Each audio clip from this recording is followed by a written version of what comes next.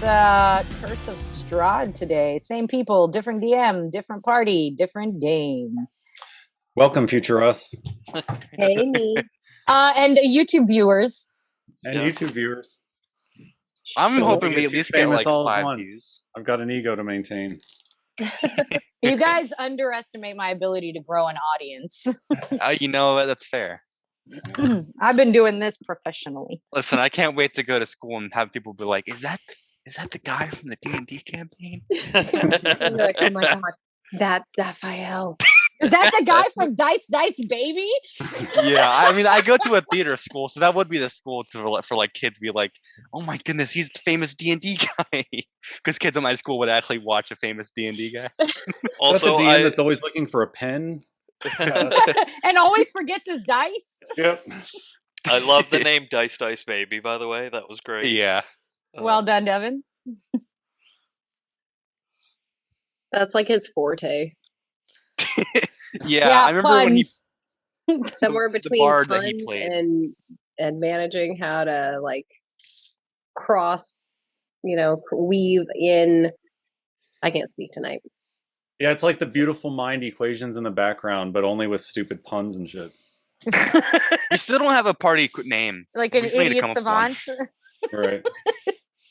Yeah, well, how does this party not have a name? I feel like we just don't. I mean, the other party doesn't have a name either. I'm not very Strahd's good at party Curse. names. Yeah. I mean, at this point, Pain in his ass. Chaos the bomb. thorn in Strahd's The side. Thorn of Strahd. Big old Tatiana's.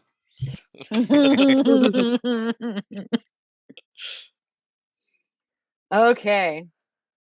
So we got our Let's new do this mess. overarching mission list. So thanks for updating that for us. Yeah, maybe that's a decent place to start. So in the first act of Curse of Strahd, my version of Acts, you guys managed to get sanctuary for Gertruda, a hag child you rescued from her mom before getting turned evil, and she's currently there in the Church of St. Andrew's under custody of Father Lucian, safe and sound now that the bones have been reconsecrated and St. Andrew's is hallow again.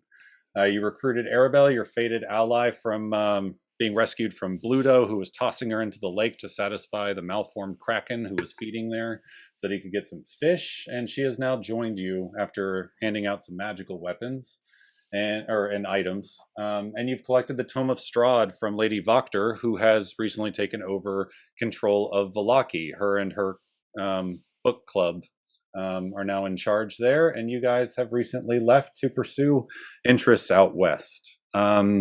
If you guys want, somebody can fill us in on what you guys want to do, a little bit of recap if you want, whatever the viewers might be interested in. Anyone Yep, wanna Ray, take go ahead. it? Yeah, so we finally got some rest and tried to get some diamonds. I think I got 50 gold worth, so still need a lot more if I want to be able to make use of some of my cleric spells. There was a rest period where we had some characters, IREENA specifically, try to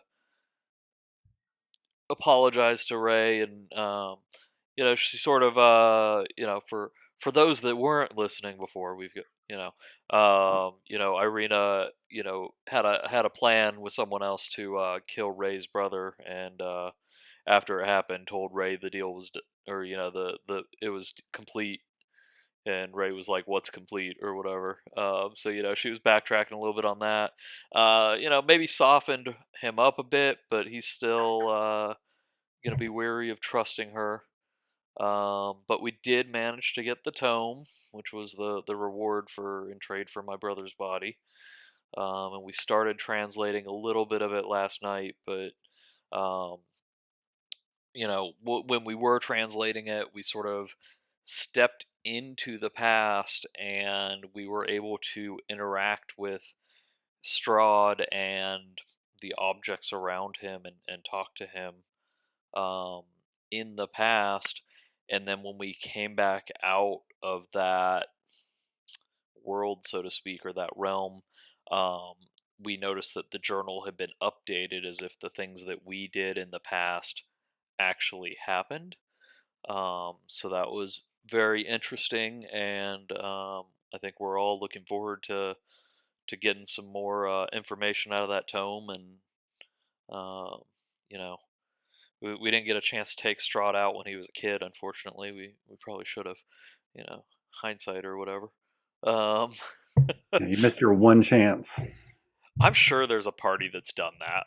I wonder, like, Well, remember that part's not raw, so it may not be as explored as you think it is. gotcha. Um, so I think that was probably the most interesting part of the last session. But at this point, we're heading to the winery. We got our Raven friends that their winery's been taken over by some druids that have stolen what were they? Were they magical stones of some sort? I don't remember the phrasing. Yeah, that's a good summation. Basically, some magical stones that had aided the growing of these grapes in a place where they otherwise would never have non-magically grown. Right. No sunlight and all that or whatever makes for difficulty in growing things. So we promised them we would go see what's up. So we got some horses, and I think Alexi had talked to the horses, and they're totally down with helping us. So hopefully they treat us nicely on this ride. We're planning to ride in. We gotta stay away from the woods. Don't touch. Don't go off the path.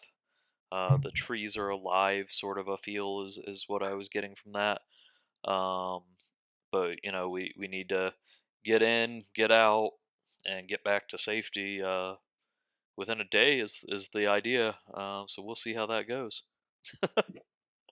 Very good. Maybe we should cover the overarching missions going forward, just to kind of set the scene. You guys are going to try to rescue the winery at the bequest of the Martikovs of the Blue Water Inn, who have not received a wine shipment in some time, and indications from their Raven spies that something is wrong there. You also got a notebook from the Martikovs kind of detailing some of the issues that they've had over the previous seasons with some of these forest folk who are causing problems. You, as you mentioned, want to continue to decode the Tome of Strahd. As you move west, the wolf hunters are out looking for some boys that were missing from St. Andrew's orphanage, and you've told them that you would keep your eye out for them and see if you can help track down the boys if possible. Madame Ava has given you a couple of objects to find out in the wilderness, the holy symbol of Ravenkind and the Sun Sword, but you don't get the impression that you're right around the corner from either of those things. Casimir, one of the last remaining Dusk Elves, made a request to WAES Dark, also a Dusk Elf, to help protect Casimir through the Amber Temple once the party was well equipped and powerful enough, which Casimir doubted at the time. And then finally, dinner with Strahd in about 5.5 days, I believe. So let's really quickly, where would I find items that were given to us before, like the journal? Where would I find the Martikov journal? I don't know. Maybe I can try and share it again, though. Okay, like do those things get there's saved a journal somewhere? There's a journal tab, and I thought that when I shared with players, like it kind of went into your journal, but maybe not. I was looking through. Yeah, it's here. Yeah, I'm just some of gonna. the There's a things are button on the there. bottom that says save entry. Maybe that's what you need to put. At least for me, there's a button at the bottom that says save Yeah, entry. that's just you, though. I Yeah. think. There's some of guess the that's what things are in the journal and other Yeah, things we have aren't. some handouts and stuff, but just not the journal. You got that? I just shared it with you now. Yeah, that's interesting. I don't know. I see the journal right now. Right. Yeah, but if we do the search, it doesn't show up as one of the things we have access to. So. All right. Let me make a note of that and see if I can fix that. Maybe there's a module or another place I can put Cool. that item for you to be able to find it. Shared While you're journal. making notes, I still don't think my reliquary is working in D&D Beyond, so I've just got a notepad where I've got my 2 extra spells. Yeah, no promises on them working, like with your character sheet, because there's some mechanics that I couldn't figure out behind the scenes how to work. But ideally, you should at least be able to find it and put it in your inventory and have a description of how the item works. Beyond that, you may have to just kind of manually finagle things in your own notes to track how things are going. Like it may not interact with spell slots appropriately or something like that. I know there is a way to, I think, manually add spells. Because D&D Beyond typically doesn't let you add spells over your limit with, like, if you have extra abilities. But there's like a feat, like a homebrew feat, I think, that you can find that basically just like gives you an extra spell. So that's one way to kind of force it to work. Yeah, is that what you're needing for it? The extra spells, Ray? The ability to prepare 2 extra There's spells. there's definitely a homebrew feat that I can make sure I have in mine, and you would have it in yours then to be able to just manually add. So I can make a note of that.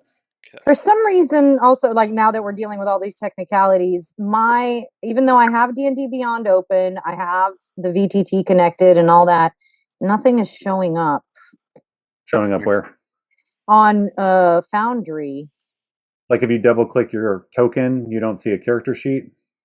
No, I do see a character sheet, but it's not what I have on my other one. I think it's just because here, send me the URL for any changes you've made. Don't get reflected necessarily back over here, but just send in the Discord your PDF link, and I just put it right in and push save, and it'll import it in. You got it. Thank you. Sure. At this point, I'm not sure who's using what, so if you want Foundry updated, just shoot that over to me. I'm happy to update it. I'm just going to use D&D Beyond. Yeah, so the extra spells feat piece lets me, basically it lets you add extra spells to your thing, but I don't think it becomes prepared is the thing. I think just add it to your list. Yeah, and it's like I've already got the spells on my list. I'm trying to prepare them. And you could always set like a manual action or something like that, or I don't know. Right now, I've just got a notepad that's got my stuff, so I'll continue using that for now, and maybe I'll look into that. Oh, maybe it did. Okay, yeah, there you go. Imported now. Cool, thank you. Of course.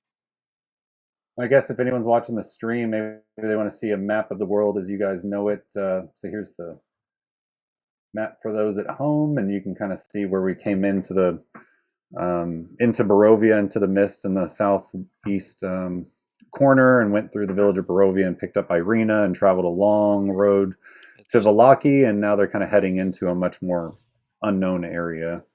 Also, unlike most Strahd games, IREENA is a PC in this one. Yes, that's right. So it was loading when you were talking about it, but we entered over here, came through Barovia area, worked our way up past Ravenloft. I love Melvin. Melvin is the best. I will die for Melvin. And we're all currently here. Great donkey.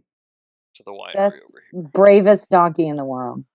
Yeah, Melvin's, been through some shit or whatever. That's right. And he's so brave. He gained a reaction in a fight with the wolves for like critting twice in a row or something, where he Hell yeah, he did. Gets to like take a reaction to move away from enemies if they come up to him. That's badass. We need to start training him so he can be like an animal companion. A war donkey. Fuck yeah. We need to get him some armor. No one expects a war donkey. Long training montage of like dwarves and smiths hammering out custom armor and spikes, and like he's going through the paces, and like you're really training him, and he goes up and just gets fucking annihilated from like 4 hit points that don't change during his training at all. He can afford a D8 damage attack, but he still only has 4 hit points. All right. Yeah, that'd be sad. All right, so let's move on to the road that we're on. This fall. I just want to ask who's like riding the horses, and who's like in the back. Well, Or Arabelle and any I are on horses. Melvin because we're the lightest. That makes sense. ZAPH, I guess, could just fly, although I don't know if he can keep up with some racehorses. So remember, just a kind of reminder on We how did not get mounts racehorses. work. You guys will need to tell me what pace you're traveling at, and that will determine, how fast you move, as well as how loud you are and stuff like that. The mounts don't change the speed you can move, but the mounts do have the ability to sort of sprint for an hour at a time. So if you find the need to move twice as fast as normal, you can do that with a mount, and I'm sure you can also carry more than normal. But yeah, so do you guys want to tell me how fast you start traveling as we head down the road? We do. Alexi, have you talked to them this morning? Are they ready for a trot? It was very strange. This morning I was hearing so much talking. Everybody was talking and waking me up. It was the fucking horses. And even now, Oh. you can hear the horses going back and forth, talking about just hey, here's hay, yeah, hay, that's good. They won't There's shut up. hay here, and they just hey, there's hay here. They just keep It's like in talking the and background. it's delirious making. You have to try and focus and just kind of mentally block them out. You should talk to WAES. WAES is really good at that meditation, and REYLYNN, they're good at the controlling the brain. It is a wonder I did not kill these horses this morning. They are fine. I will talk to them if you No. need Hey, that. there's some hay You over cannot kill anything. Yes, this is right. So yeah, the horses do seem able. They've filled themselves up after hours of munching on hay, and they seem ready to move and perfectly healthy. They're rested and fresh from the stables, so you don't hear any kind of concerns, and they just give you a lot of nods and okays when you try and talk to them. So I think, while we're on the path that sort of goes to Kresk, that's going to be a pretty well-traveled path, probably. We could probably go at a decent speed. I think we're going to be coming up on the watchtower that our friend is in. Are we Octavio- going there? I mean, it's right off. It might be right off the road, and he might have some information for us. It might be worth the stop and let the mounts rest if we're making good time. Maybe he will go with us. It might be better if we stopped on the way back, no? But what if he goes with us to help us? Yeah, I think we should see how we're doing on time when we get to that area. I can he's not I can ask the gods of this place if that is a good idea, if you want. I have a spell. I don't know if I want to burn the spell slot. Maybe as we get No, closer. it's not. It's a ritual. I can do it as many times as I want to. Or no, wait, hold on. Just got an open line with God. By that I mean the DM. I think you could do it up to 2 We have times for long clairvoyance. rest, and then it starts becoming random-ish. Yeah, that's true. Because I have that, but I didn't prepare it. This is a cool looking map, by the way, Devin. Thanks. Yeah.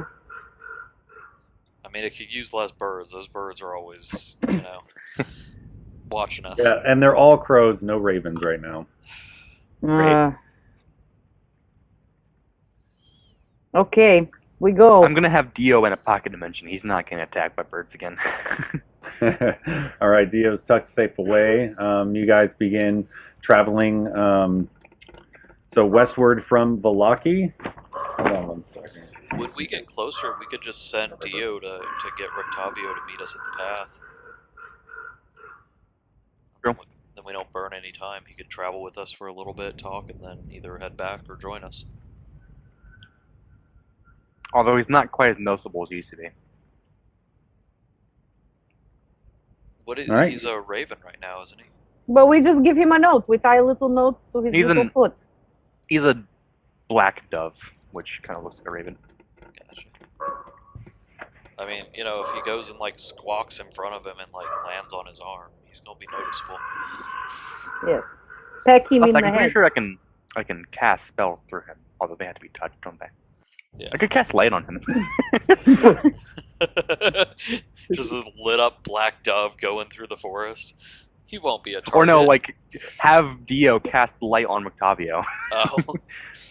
You could cast light on the scroll that's in his hands or whatever. Yeah, but we're traveling a normal pace, right? I don't think we need to go. I think too we fast. should go fast, at least on the more well-traveled. How does that work with without a wagon? Because I know like the risk was the wagon initially. Yeah, I mean, you can travel fast. The disadvantage to that is just the lack of perception as you're moving along. I mean, Yeah. do we know how long it will take us to get to the winery? Did the Martikovs Not tell us? exactly, but the Martikovs emphasize that it's normally a dawn to dusk type of a race to try and get through before the sun sets, and you cross your fingers that obstacles don't slow you down too much because you don't want to have to camp outside. So it's kind of a brutal gauntlet from one to another to make it in a day. But they, Well, you know, we had their can't little exactly camp shortcuts. there. You know, they were kind of experts at it, but you know, we'll you gotta see how it goes. I Yes, think if they're we can also make it much to weaker than Ratavia's we are. tower by nightfall, we don't have to necessarily make it to a city. Is another thought. I think we should see where we are when we get to Rictavio's Yeah. because we also don't we won't be able to stay at the winery. Right. It's like overtaken. There is also a deadline looming on us. So the question is, are we moving fast right now, or are we moving at normal pace? Yeah, I think let's we might as well run. go fast. Let's I say stretch we their go. legs. Let's see what All they right, got. guys. It's going to be a quick jaunt. Show us what you got. Okay. I say to the horses. Is there going to be hay there? Hay? Yep, Is there hay up food there? everywhere. Yes, Hey, the hey. quickest one will get some oats. Hey, hey, hey. Okay, and they all start kind of like galloping at a pace, all saying hey every couple of seconds, much to Alexi's chagrin.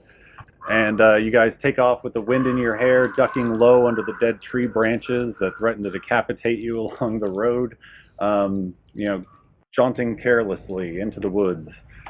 So you travel for a while. Everybody seems good. Horses have no problems, and the road seems relatively maintained. You come across the Luna River after about an hour and a half, 2 hours of traveling. Actually, sorry, let me double check I need to have a travel appendix up instead of BSing travel times because it'll matter. We get to the winery in 2 hours. All right. Okay, here we I don't know go. what those Martikovs were complaining about. Yeah, exactly. They didn't So have your these fast steeds. travel speed will be 4 miles per hour. Perfect. Yeah. So just about an hour and 15, hour and 30 minutes.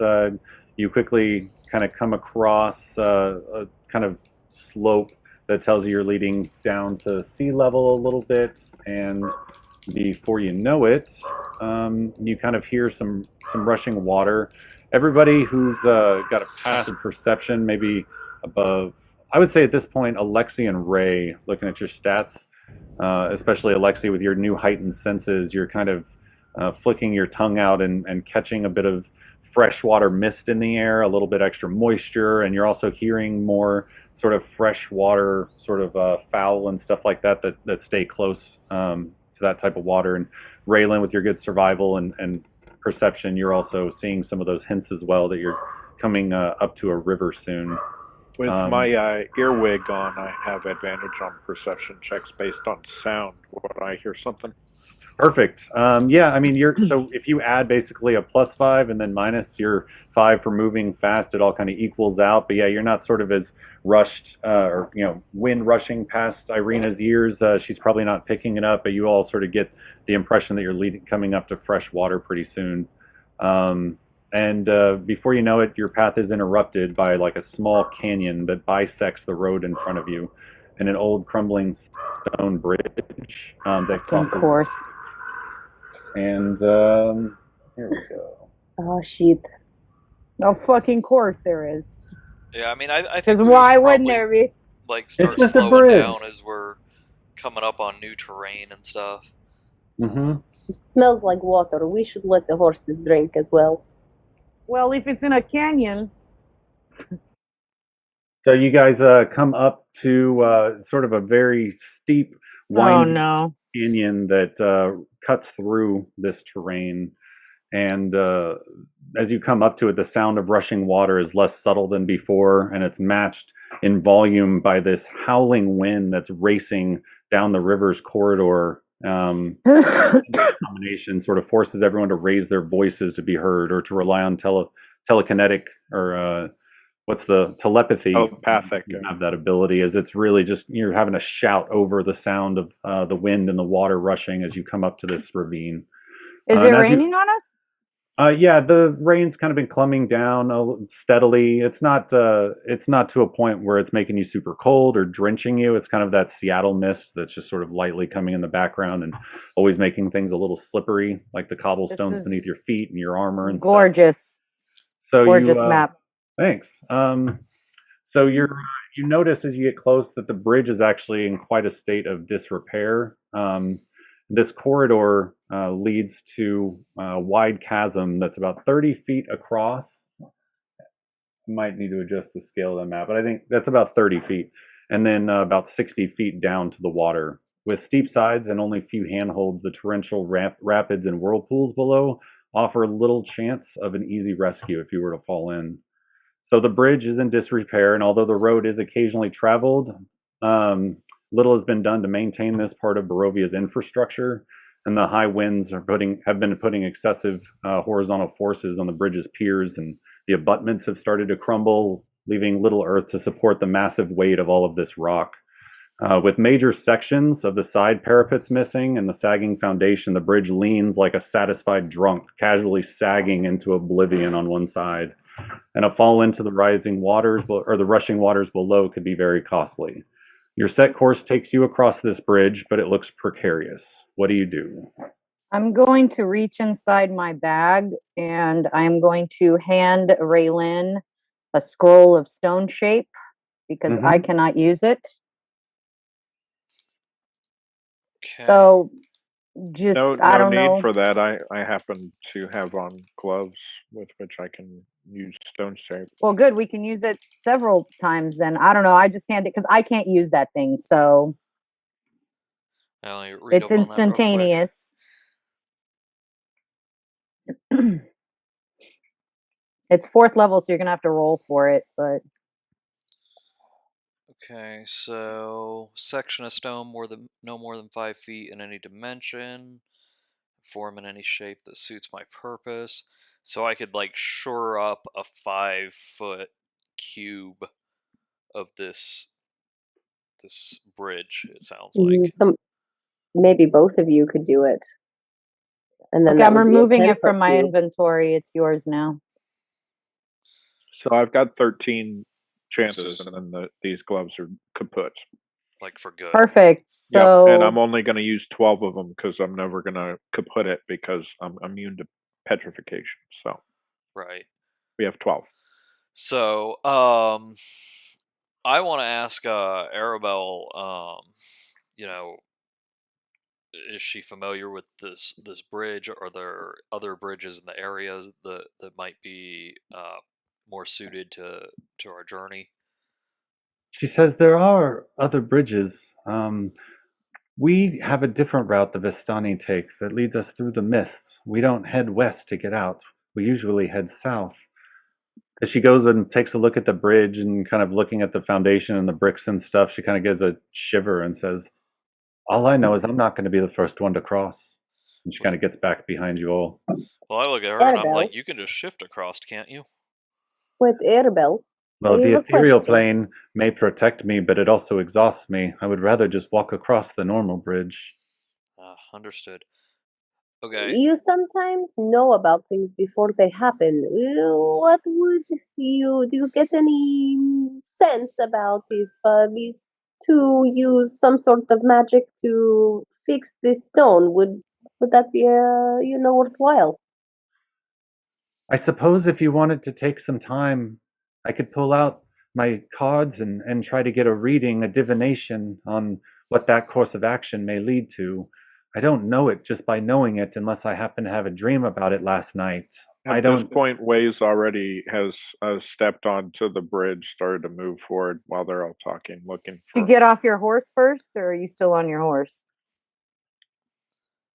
Was I on a horse? Yeah, we're all on horses. Yeah, I definitely dismount and... Then I hopped off my horse and I'm already on the bridge, testing it, kind of walking forward to see where the first shoring up should happen. And you've got Okay. advantage. So when as you're you looking step at that, onto right? the bridge, you see rocks begin to kind of crumble under your feet. Make a dexterity throw. The dexterity throw save. I'm sorry, dexterity save. Thank you. No bueno, guys. All right, I'm gonna get Oh, off my fuck. horse and I'm gonna get my whistle out, my eagle whistle. Oh yeah, you get to just woo. That is. Well, we have an angel. Yeah, that's an 11. Okay, so WAES takes the initiative to go check and see, check for weaknesses, gets onto the bridge and starts poking around one of the lower parapets. And as he does, and a whole 4-foot section gives way and he falls. Completely unabated. He is now 30 feet down, falling ZAPH. towards the rapids under the bridge. I'm blowing my whistle and I'm going right after him, using my 40-foot dash. My 40-foot. You assume that I had the strength to catch this. It's Cool Waze. human He's being. tiny. I So have a strength of as 8. WAES falls, ALEXI, you begin blowing your whistle. Me too. So, and then you dive over the cliff edge to try and catch him?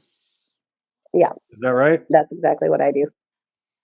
Make a just roll your dexterity check. Not for the bridge, but basically an initiative to see how fast you can get over and see if you beat WAES on. I'm giving him just a basic 10 on initiative, and if you beat that, then you can move fast enough to intercept him. Then I have a nat 1 for a 3.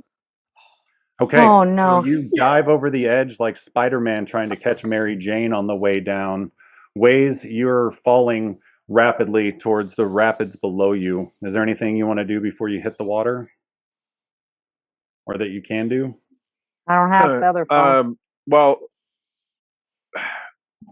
can I use my psionic power for saving throws or just ability checks? What does it say? My understanding was ability checks. Okay, but wait. Can I use my action right now to dash and get on the other side of him, get like underneath him? So like, that's what I was giving you a chance to be on time to do, was to dash and get underneath him by beating his 10 initiative of just falling off. But your reaction of getting the whistle out and pulling it up means that you're taking your action after he's already fallen 30 feet and he's moving first, basically, in this fake initiative. All right. There's water at the bottom, right? Yes, a Russian torrential, like Category 5 rapids at the bottom. So ZAPH. Well, while I see, waves start to fall, my first instinct is to reach back on my backpack, grab my rope, look at ZAPH, throw him one end, and say, "Go down river, be prepared." And I'm gonna start tying my end to one of the bigger horses, or I'm gonna look for a rock or something. But the horse is right there. Yeah, I guess while I'm falling, I'll try to do another stone shape to when, if my hand touches a stone for long enough, I'll try to do a stone shape to create a handhold to hold on to. Can't hear you. All right, so you on your way down, you're looking and you see ALEXI take a dive down after you, reaching down, but you don't think he's going to make it, even though he's blowing his whistle and pushing as hard as he can. You begin messing with your gloves to try and activate or reaching out to touch one of the piers that leads down, but everything seems too far away. And as you hit the ground, you do take 66 damage from the 60-foot fall. Into water? Ah. Yep. As 21 bludgeoning damage as you hit the ground or hit the water surface, and you're plunged underneath. All right, I'm already flying. Is that 66 damage? That's right. It's 21. 21 damage. Oh, okay. Got it. 6D. I was like, yeah, I'm already knocked down. So you are you break through the surface of the water.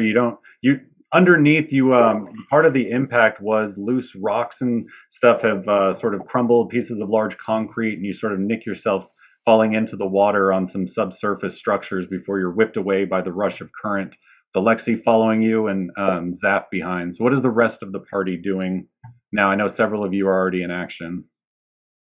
We're just kind of looking over the side, I guess. So I suggested to ZAPH to actually like go downstream to sort of Yeah, I'm like already flying. the direction he would go if he hit the water, so he's not heading straight towards him. Yeah, he's trying to get ahead of him to catch him as he's going down the rapids. Yeah, basically that's what Alexi's doing, or at least at this point trying to catch up to him to like grab him and try and pull him out. All right. Alexi and ZAPH, make a perception check at disadvantage because you are so occupied on your target right now. Oh no. Okay. A natural 20 and a 16, so that's 17. Okay. That is a 17 for me as well. I had a 13 and a 15. Nice. We're going to put ZAPH there. Perceiving shit. Alexi was a little bit faster. All right. And WAES is basically a turn away from you, moving about, let's say, 30 feet or so per turn in front. And so Arabelle has backed up. Ray and IREENA are sort of looking over the edge. And as ZAPH, you were going down, you get a chance to look out of your peripheral vision, and underneath the bridge structure, you notice an immense nest of spider web. And as you look, several large spiders begin crawling out from underneath the bridge and show up on top of it, and they begin moving towards the party. Oh, for fuck's sake. Everyone roll initiative. Way to start us off again. Is the initiative tracker up already? It is now. Will immediately imperil us. Mine says not started. I haven't started the initiative, but you should be, like, the fight. I haven't began combat, but you should be able to add your roll still. Roll for it. Okay, yeah, I did. Nice. Oh, what the fuck I'm gonna do though? I'm busy with this friggin' rope. All right, I'll do something. I'm not fucking around here. How many bad guys do you guys see on the combat tracker right now? 2. On the combat tracker? Yeah. Two giant spiders. That's what I thought. Okay, I'll make sure they're both added. Question, how do I get my initiative to show up? Click your character, and then you should see an icon on the bottom right icon is like a combat status. How do I change my actual number? Because I just rolled that so I can get myself up there. Just double click the number, I think. If that doesn't work for you, I can change it by double clicking the number. Yeah, I'll change it to 12. All right, so ZAPH is a 12. And I imagine Way should be like a 12.1 because he's faster than I am. Gotcha. And mine's actually a 14 because I rolled it with my real dice. I'm really sorry. I don't know how to add my initiative to that. Double click your character. Double click in the double click. Yeah. My actual character. And Okay. like a whole character sheet will pop up, and Yes. where it says initiative, just click on initiative. Okay. Well, that is Alexi, not it yours is though. 14? Oh, it is actually. Yep. Weird. No, it's 15. Minus 15. IREENA's is 15. Yeah. Alexi's is 14. All right, REYLYNN, yours is good.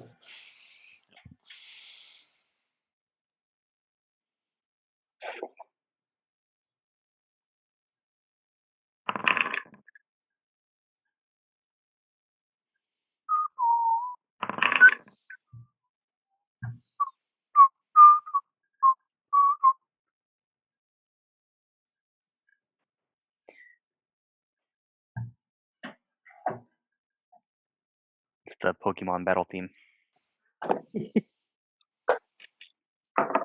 The Pokemon battle team. Da da da da da da da da. Dun, dun, dun. God, I don't like all those rolls. Oh, that's scary. I'm just having fun. Yeah, I bet you are. Adding enemies. Okay, well, top of the order. we've got REYLYNN, who hears ZAPH's call of "Look out! There's shit under the bridge," and you have the first chance to react. What do you want to do? Yeah, so I'm gonna sort of run. No, I'm gonna stay where I am. I'll move. No, I'll stay where I am. Sorry. And I am going to the one closest to me. This guy right here. I'm gonna hit him with a Sacred Flame. So you need a Dex saving throw, please.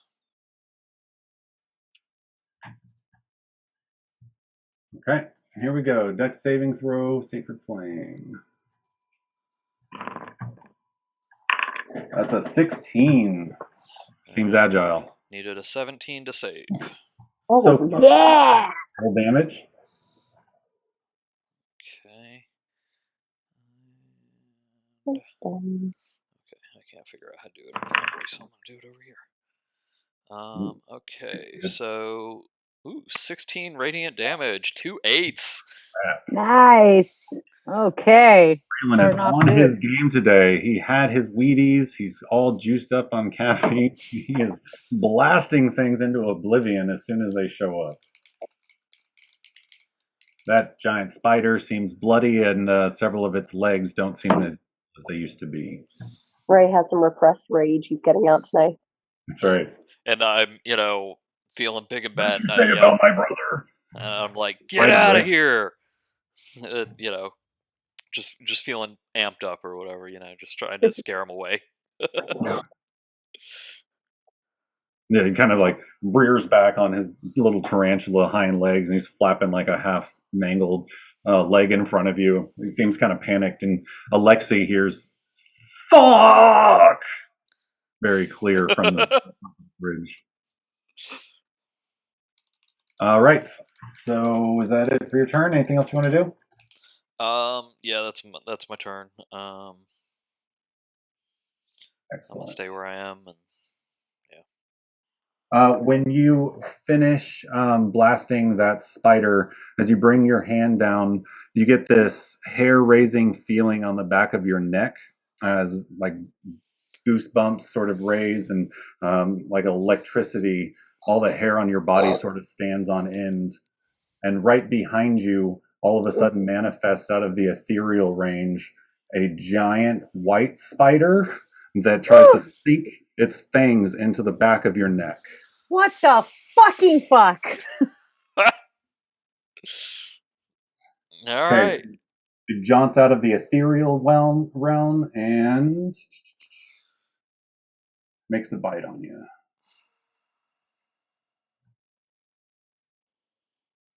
Arabelle, where were you on that one? Right? She got back. That's where she was. She said, I'm not crossing that bridge first. Useless. That's a 19 to hit, Ray. I think that's a hit. I screwed up my character sheet, and my AC is like my equipment wasn't fully set. But I think 18 is my correct armor class. Okay. I will trust you. And we will go forward with... Hold on, that's not right. Oh yeah, well, make a make a Constitution saving throw as it sinks its teeth into you. It's an 11. The save was 11. It's an 11. You needed an 11 to save. So that means you saved, right? It's a DC 11 con save. Still half damage though, probably. Yes. So the poison damage came out strong, pretty strong on this one. But you take 9 piercing damage, and then half of 20, so 10 poison damage. Fuck. 19 as this phase spider bites into the back of your neck. You do a decent job of resisting the poison, your own internal resistances. But this giant spider looms large on you as it ends its turn. And next, it is IREENA's turn. What the fuck do I do? Guys, we're going to be tapped before we even get to the winery. I know that's what I'm scared of. We're not fighting him today, right?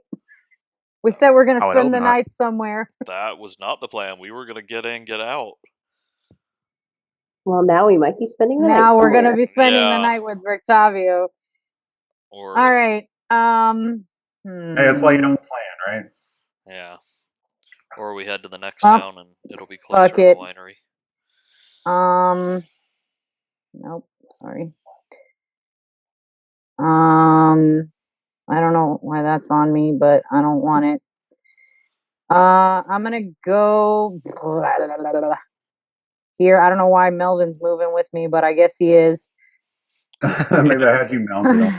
I was You're playing on it. around with these mounting module I got. It's terrible. Yeah, fuck it. We're gonna blow some big spells. So I'm going to reach up into the heavens and try and bring down some lightning from this storm that's happening above us, and I'm going to release it forward in 100-foot line, and I'm going to cast lightning bolt on this phase spider. He needs to make a dex save. Excellent. This is fun.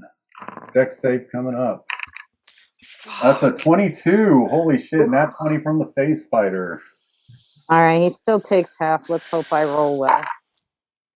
You're not the only one who had your Wheaties this morning, REYLYNN. These guys are hungry. I did not roll well. All right, 11.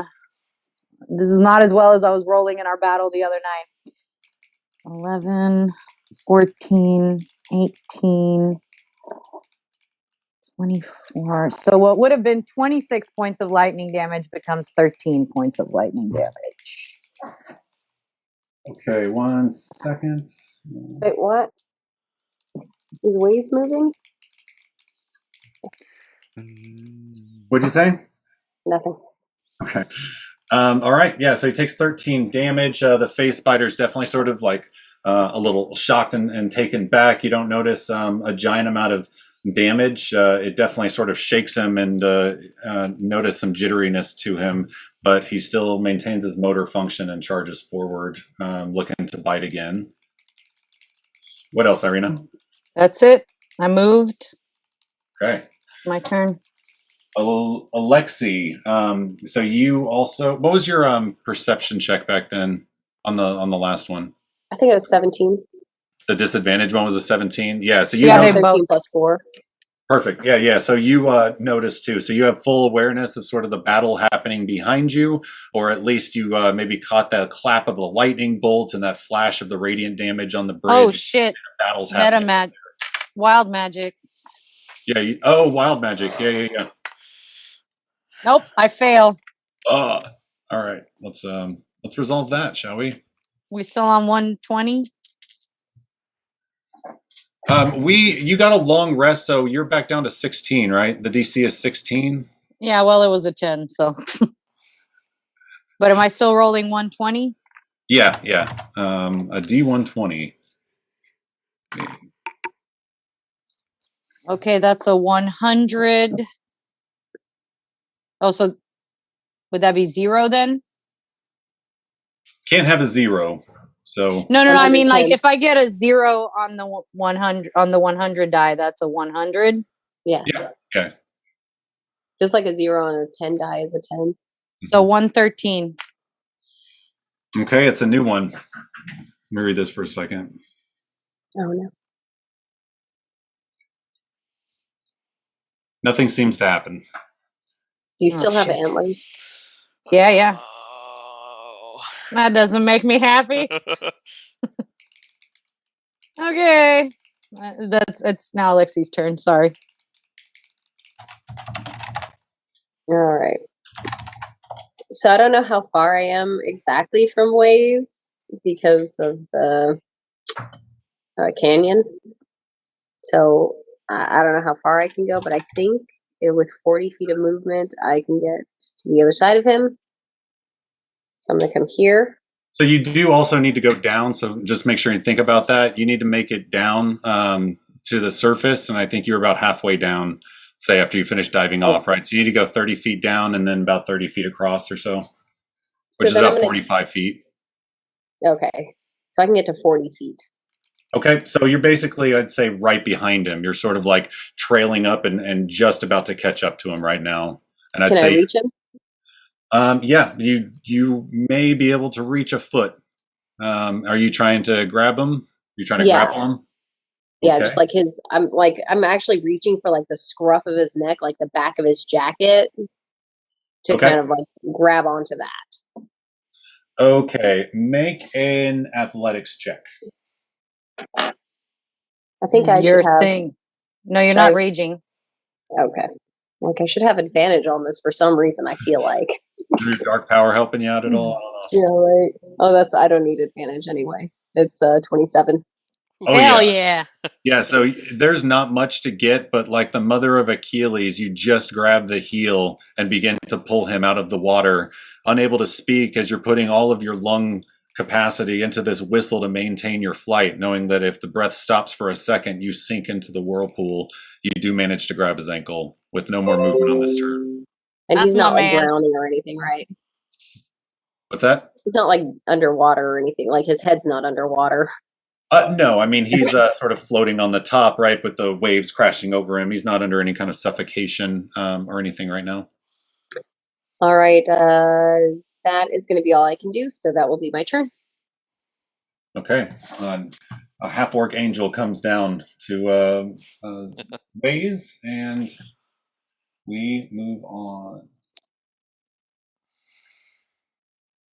So from underneath the bridge, a smaller swarm of spiders kind of crawls out after its mom and dad, and kind of looking around for who's supposed to protect it. Let me double check the movement here.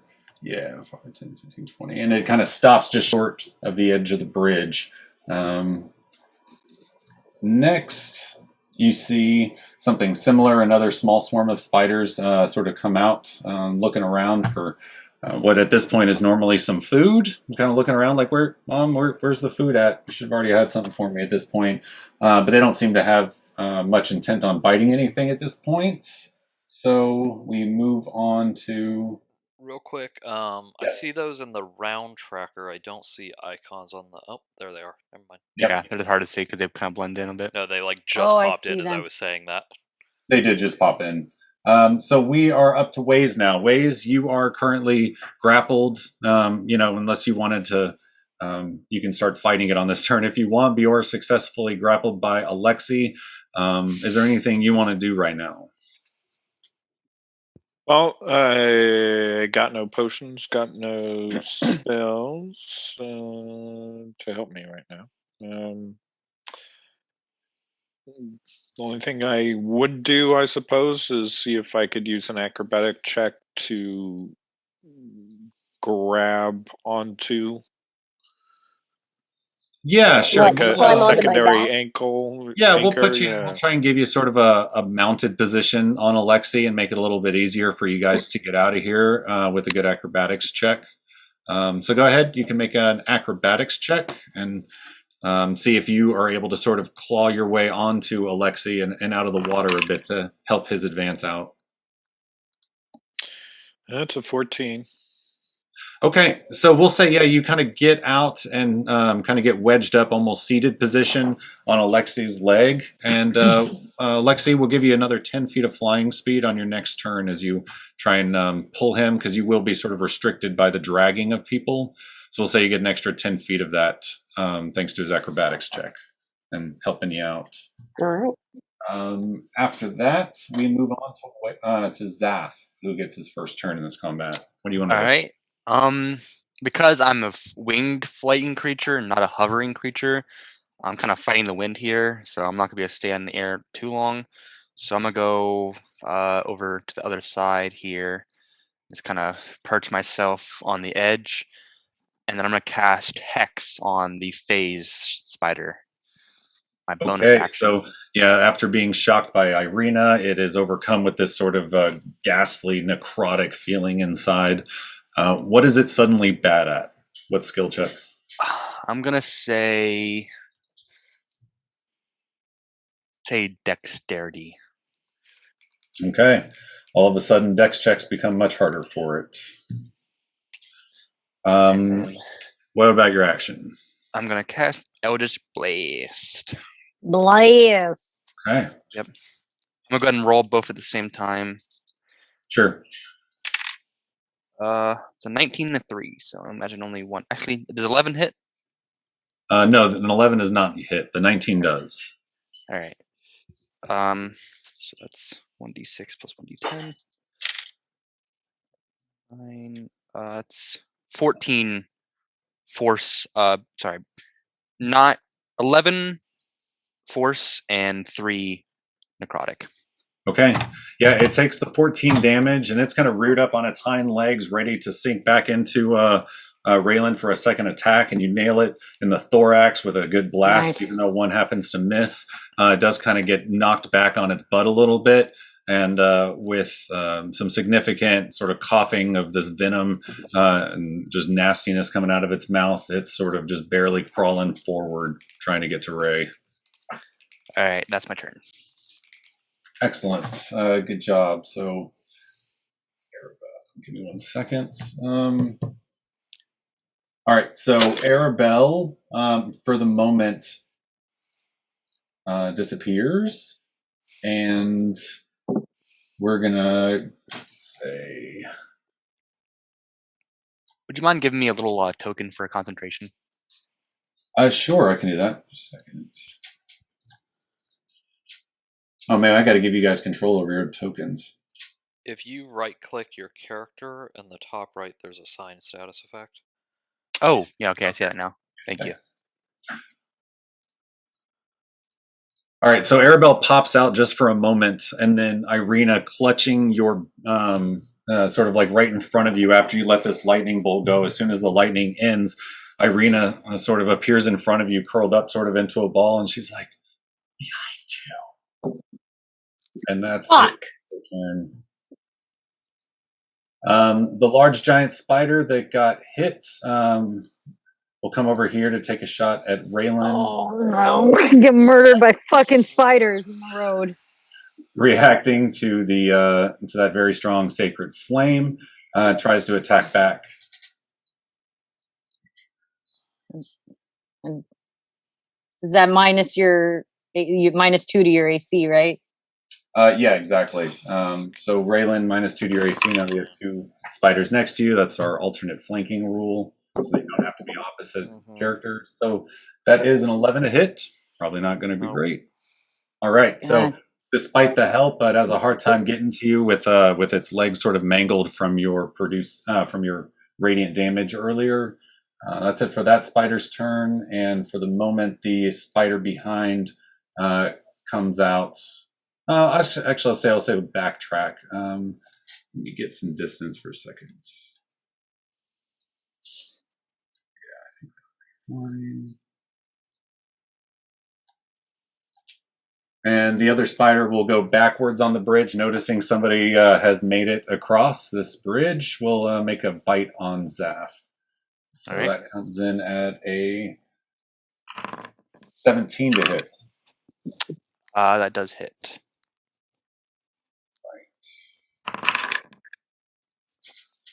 Okay, so you do take 4 damage. Let me double check.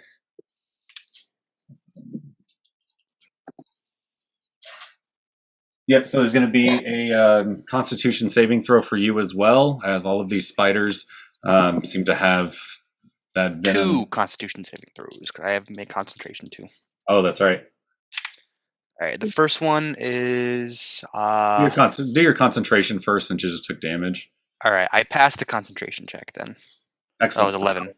So okay, 10. and then your roll for the poison, which needs a DC 11 to save. That passes. That's 12 plus 2. All right, so you will end up taking half of 19 damage. Oh wait, hold on. That's not right. That rolled a D20, and that's definitely not right. 2D8. You didn't happen to do that for me too, did you? We can go up and find it. Let's double check. No, because you got an 8, 2, 4, and 6 on the 4D8 poison that the phase spiders do. So let me do just the manual 2D8. 15 damage divided by 2, I guess would be 7 poison damage for you, ZAPH. All right, not too bad. And double check with you. You did not recover any of your max hit points on your long rest, right? You didn't change Nope. that? Okay. Still at -8. Cool. Right. All right. That's going to be it for that spider's attack as the poison begins to set in, but is quickly sort of admonished by your body and pushed back out after a little bit of stress. And next in the turn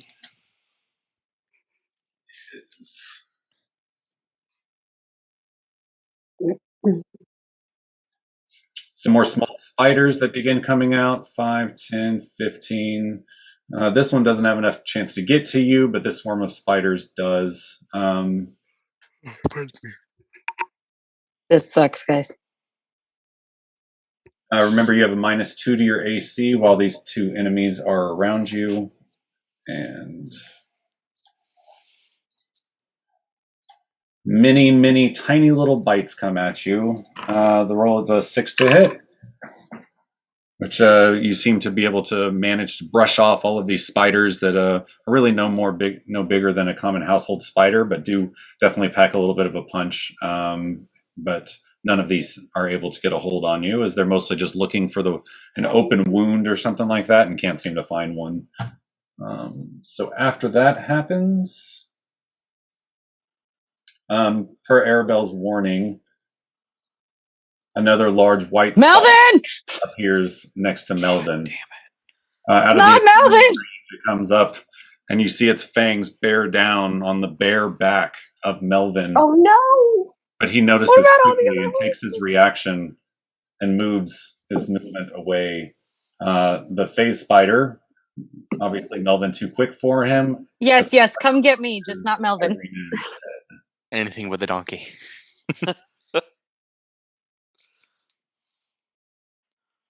We'd rather a TPK than Melvin die. We will all die for Melvin. All right, IREENA, that's a 7 to hit. As it seems that Arabelle's warning kind of gave you a good heads up that this thing is coming, and you spin around and avoid its attack. That's going to be it for the phase spider, as it's sort of confused and trying to hush some of the babies back under the bridge, as it notices that you guys are not too easy to deal with. And I think that might bring us back up. No, the other one's the swarm of spiders that couldn't make their range to ZAPH. So yeah, that brings us to the top of the round. Okay. Great. So as the spider sort of bites into my shoulder from behind me as it phased in, and I didn't even see it there, is I wreathe in pain some spirit guardians. Just angels, like biblical angels, like almost the beholder looking eyes, like just a circle of eyes, like some real, like not some like, ZAPH looking shit, like some scary looking fucking angels pop up around me. Be not afraid. And start swarming around me. So that's gonna be, I shouldn't have rolled on that yet. Sorry, click the button to get That's okay. Spell slot used up. You need an aura around you. So I don't know how to get a 15-foot aura on my character. I've been trying to figure that out. I should be able to help with that. Okay. So that is going to be my action. And then as a bonus action, I'm going to cast Healing Word on myself. Ask how you're doing on health. Yeah, sorry. I'm going to do the first roll, which is what I should have done. So I heal 7. Yeah, it's if that phase spider survives. Well, the I can. Guardian Angels, then I wanted to have a little bit more buffer, because another attack like what he had would have taken me down to like 1 hit point. So yeah. And I'm not gonna move because ain't nowhere to go. And that's my turn. How's that? Oh, that's cool. The 30 feet, right? Is your radius? 15. Oh, nice. Gotcha. And I am not. The way I did it was right-clicking and going to like the options of your character, and then going to basically vision and creating like you're emitting light, and then there's like a light animation type and a color that you can choose for it and the radius for it. Oh, that's cool. Is it There you showing go, up for 15. everyone but me? I can see it. Oh. It's just very like it's tough to see. It's like a sort of wiggles. It Okay. looks like Oh, water. it's like a cloud. Okay, yeah. I think the gotcha. reason it's hard to see is because we got to the top of the round and all the lights went out again. So There I'm you gonna go. change that to 15-foot radius Looks good to me. and Well, it's update 15 token. foot. Not be daylight right now. Transition to daylight. Or, I mean, it should not be nighttime right now.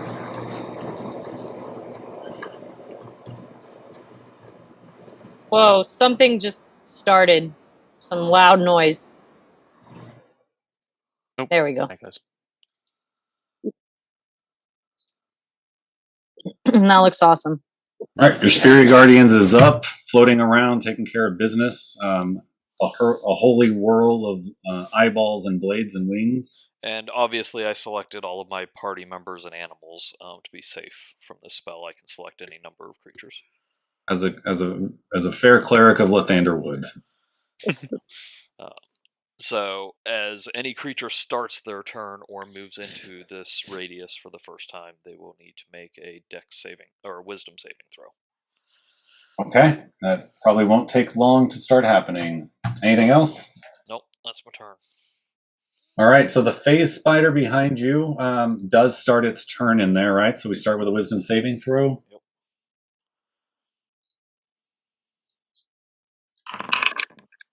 That's a 17 on its saving throw. Okay, and the save is 17. So... Ooh. Damn. Just trading back and forth on some of these saves, man. So I feel like you and this phase spider are like kindred spirits. Like you're so like for each other. Yeah, so I rolled 11.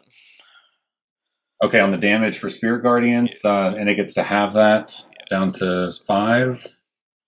That is just enough to wipe this spider out before it gets another turn on you. So your Spirit Guardians come through and deal just enough damage to protect you from that attack. Cool. That was amazing.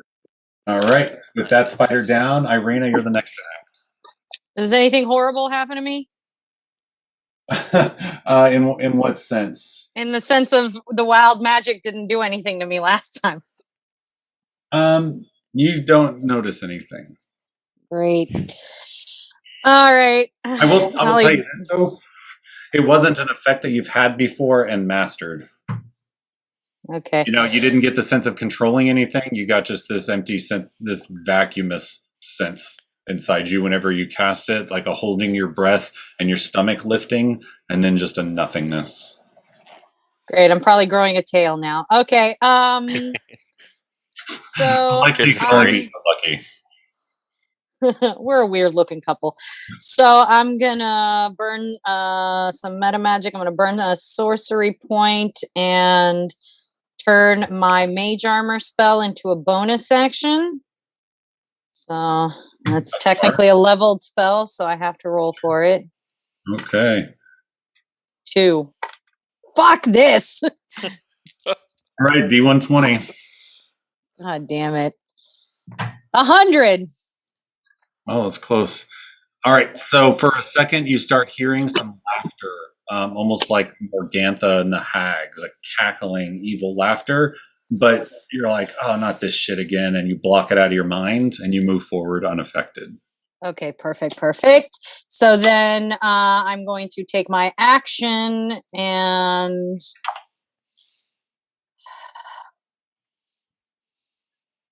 yeah, let's do this because why not? I'm going to burn another sorcery point. Let's see. Yeah, I'm going to burn another sorcery point to twin my spell. And you guys see this sort of like weird floppy hat that I'm wearing now kind of suddenly burst in 2 directions. And I'm going to cast Chill Touch on the phase spider and the one next to REYLYNN. Okay. So that's a attack roll for you or saving throw? Yes. Attack roll. I need a better dice. Come on, dice. On the face spider, you said? Yes. Okay. Ooh, nat 18 for a 25. Nice. That's a Chill Touch is ranged or melee? This Range. is ranged. It's 120 feet, but I twinned the spell, so it actually goes against the face spider and the one that's next to REYLYNN. Perfect. Do you get disadvantage against the face spider for being within melee range of it, casting a ranged spell attack? Let's see. Is that just ranged I thought that weapons? was weapon. I think it might just be weapons. Yeah, that makes 'Cause I sense. think- It's weapons because they're like swatting the bow out of your hand. Yeah. Go ahead. Yeah. So you said a 17 to hit, Okay, 25. yeah, 27. 27 damage. All No, right. no, 27 to hit. Oh, both of them. Yeah, all right. So the 27 obviously hits. And they both take, Hey guys, yeah, player's handbook says weapon, spell, or some other means. Is fine, disadvantage. no problem. So let me just roll. Did it once, again. you can do it again. 28 this time. Never been a fan No, of that but rule. it's still a 16. That's enough to get them both. Okay, so they both take 11 points of necrotic damage, Okay. and neither of them is undead, I'm guessing. That's correct. That is enough to immediately wipe out the one close to Ray. He's now flanked by large dead masses of spiders. And then the one next to you takes the first damage that it has taken, still seems in a fighting stance. It cannot regain hit points until the start of my next turn. I don't think it does that anyway, but FYI. It slowly starts putting its flask of potion healing away. It's healing away. I guess I'll be taking that. Loot. All right, sounds good. That's my turn. Oh, and Okay. I'm gonna just kind of turn around and like sort of half shoo all the horses and Melvin back. Just like, get back. Yeah, the horses have sort of taken a lead from Melvin, who, and they've kind of backed out of danger for now. The spiders Okay, cool. now recognize more a threat to their home rather than easy food, and so they seem to be a little bit more defensive right now rather than going after Melvin. So let's see how that goes for now. Alexi, Okay. you are next. All right, so I am going to. How fast can I move? What is some Basically, half movement. You can still dash, and you get an extra 10 feet because of the acrobatics help that WAES gave you coming out of the water. Okay, so Basically, up to 50 feet, I think. Right? it's 50. Yes. Because you've got 40, to start. So that's 25. That's 30. But I'm coming up from. Yeah, we'll say you guys can maybe just get to the edge of the bank. Okay. Why are you bringing him to the side of the bridge? Right? Because I have Also- to protect IREENA. Oh yeah, that's true.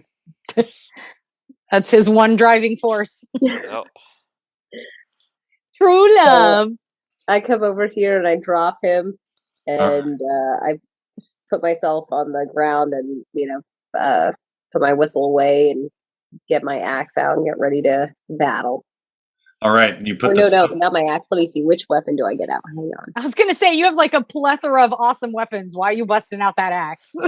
I'm gonna give my Silver Eagle battle axe Yes. a Okay. chance. Let's see how this one does. All right, so you do use the rest of your movement to get up to the bank, and you drop the soaking wet WAES down after he's trying to catch his breath and kind of spitting up river water from the Luna River, and you equip your axe ready to jump in the fight. After you, let's see where these guys are. Yep, so these two smaller spiders come and try to start taking some bites over here. Give me a second. Arabelle, do something, you dumb bitch. Yeah, you guys don't have enough damage dealers. You're expecting the 7-year-old girl to take care of them all for you. All right.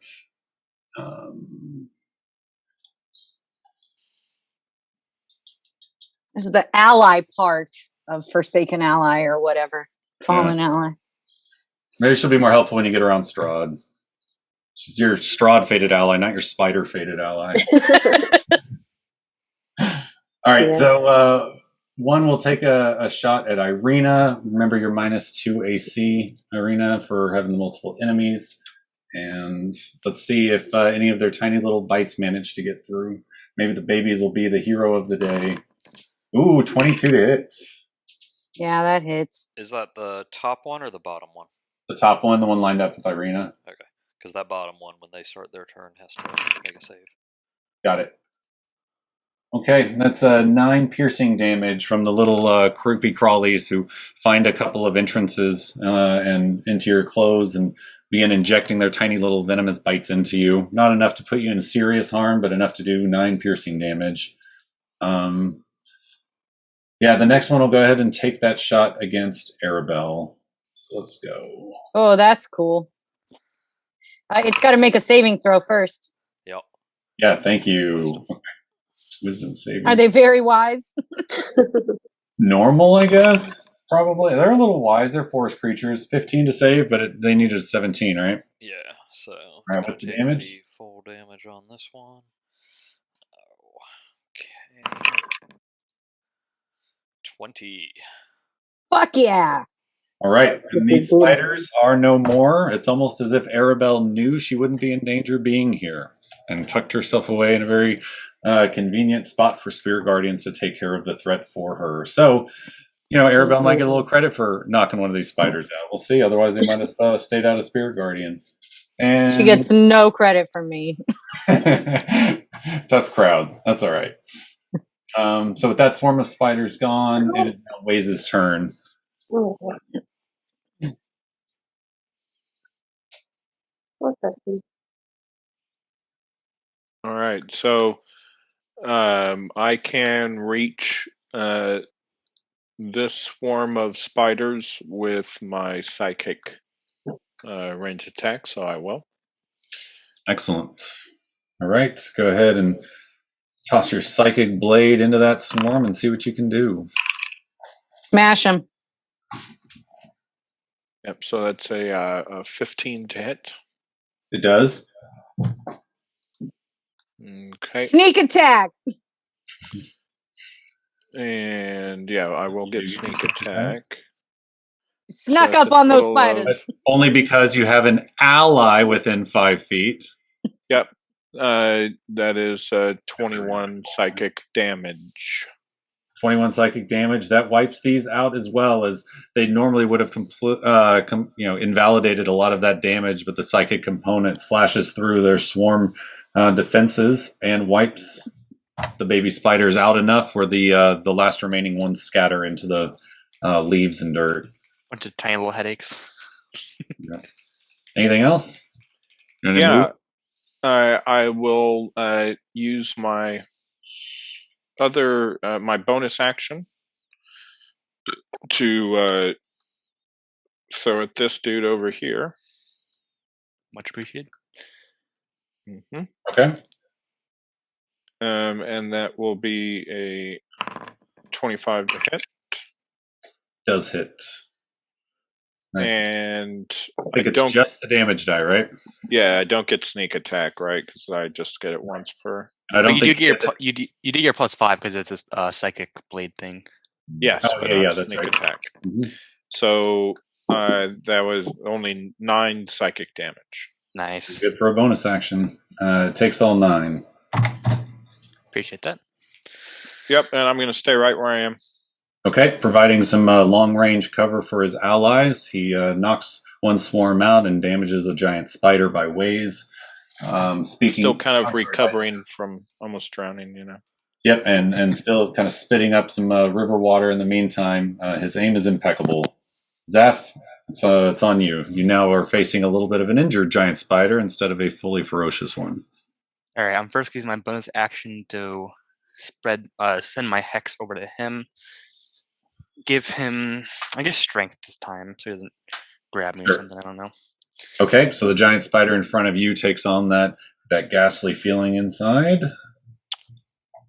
Do I want to back up and risk taking attack of opportunity? Yeah, I'm gonna back up to right here. Go ahead and take that attack of opportunity. Okay, it will. It doesn't have a lot of uses for its reaction. It's a Oh, 22 to of course hit. it does.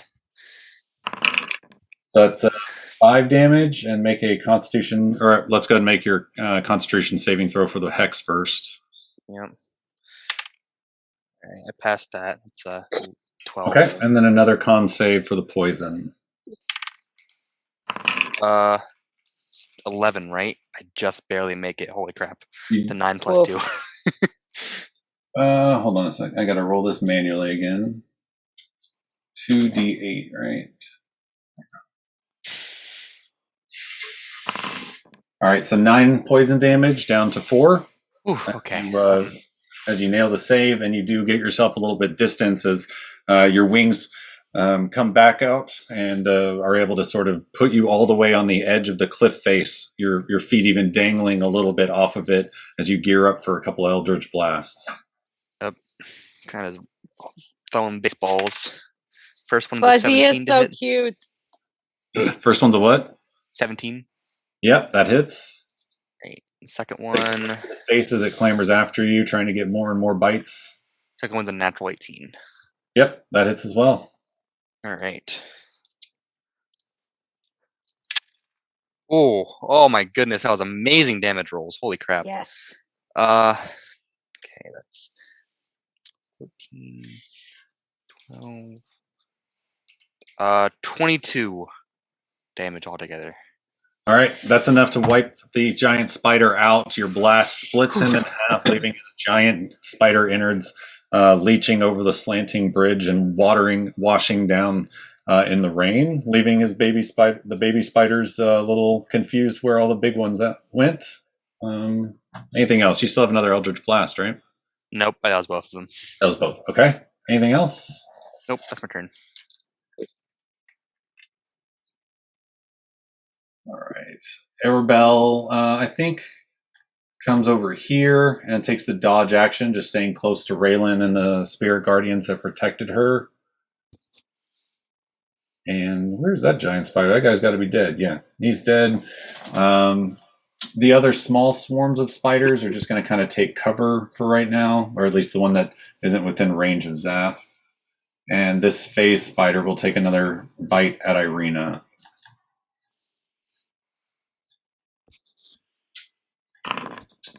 So your AC is fully there. A 12 probably misses with your mage armor, right? Yep. All right. IREENA, fully aware of the situation, remaining lithe, agile, and seeing ALEXI is back up with WAES, puts her mind fully into avoiding the hits, and the spider doesn't even get close. The spider's going to hang on right now, just kind of position itself a little bit, not into, I think that's just outside of these big things. Yeah, so it'll sort of park itself there, trying to keep the bridge as an option. After that, the only thing left is this small swarm of spiders over by ZAPH is going to take a chance to get on him and do a little bit of damage, but they are unable to. Their friends basically bug out of the party. They are gone. And that's it until we get to the top Bug of the out. No spun intended. Yeah, exactly. Oh, God. The damn lights went out again. This is so weird. Yeah, I think I've got an option on the map where it changes time of day, so I'll check that on defaults. Like, got a million modules. I never know what the hell's going on. REYLYNN, your turn. All right, so I am going to step forward 5 feet, and before anything else, so that creature has now entered. Does that count as entering this area? No, it's on its turn. Yeah, they've got to do it, but on the beginning of their turn, they will. Okay, so I'm gonna step. Seeing him eye up the bridge, I'm basically gonna, kind of cover the. Why don't you? Yeah, go ahead. Bye, Arabelle. Arabelle's still in the radius. I You're don't too know why nice. she didn't think I was gonna be moving, but so Why does IREENA all of a sudden have beef with Arabelle? I like Gertrude. You can like them both. There's room for one single child in her heart. That's it. So I'm gonna move all the way up and go ahead and take a swing with my Silver Stabber. It's a 21 to hit. Oh yeah, Face Spider is getting a little overwhelmed right now. 6 piercing. Okay, takes the 6. It's enough to start seeing some more significant physical effects, some gashes opening up, a fang kind of wobbling a little bit loose, a scared look in all 5,000 of its eyes. And I'm going to move that way 1 square just so Arabelle's still in my protection zone a bit. That's my turn. Okay. That face spider's dead. IREENA, it's your turn. Well, I know it's a disadvantage, but I'm going to do it anyways. Chill touch from my hat again. All right, spider does its best to try and get its legs in between your hands as you're casting the somatic components to mess up the precision, but it doesn't know it's doing that. It just is making it difficult. Hot garbage does not hit. But yeah, as the power sparkles and starts to frost your fingertips, the spell quickly fades as the finger positions were not precise enough. Anything else? Nah, I'm good. Yeah, just a matter of time, right? As ALEXI comes charging forward. And he does. He runs straight forward. Go, Great baby. battle axe at the ready, and he slices the beast's head off as Oh, he no. jumps and Make an attack roll, and he's going to get -2 to his AC with all of the...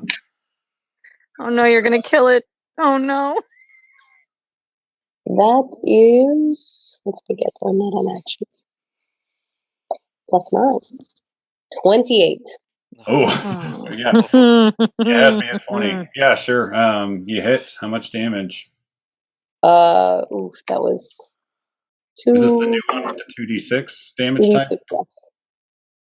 And if you roll the same number on both, you can roll another d6 ad nauseum. 5 + 5, 10. Roll another d6. Or right, because you rolled 5 on both? No, Oh, is it 2 + 3 + 5 from your modifier? it was a 4 and a 1, but yeah. Okay. 10 damage it takes. What about Oh, your good, next? it's not. And I will She's take not my done. next attack on him as well. Okay. I don't want to fight ALEXI right now. Non-lethal? You just 17. knock the spider. What's that? 17. That hits. Okay. Maybe it's just people. Again, another 10. Another 10 damage is enough to wipe the phase spider out. And the satisfaction of resolving the danger for IREENA puts you in such an adrenaline rush that you feel something inside you start to uncoil. Fuck! We had one plan! There was one plan! Don't let ALEXI kill anything! We need to have a talk with ALEXI about non-lethal strikes. Yeah. Yeah, I'm not sure she's capable of that. Right? He's capable of that right now. Okay. What was the... Damn it! I just sent it to you, right? Yeah. Okay. So how's your save throw? How's your saving throw go? Wisdom saving equal to 10 plus your proficiency bonus. That's 3. All right. So you do lose control, and you become compelled now. Oh, I thought you said that's a 3. Yeah, so I meet it. So I rolled 10 plus my proficiency bonus is 13, right? Yes. So if you meet it, you beat it. So you did beat the save.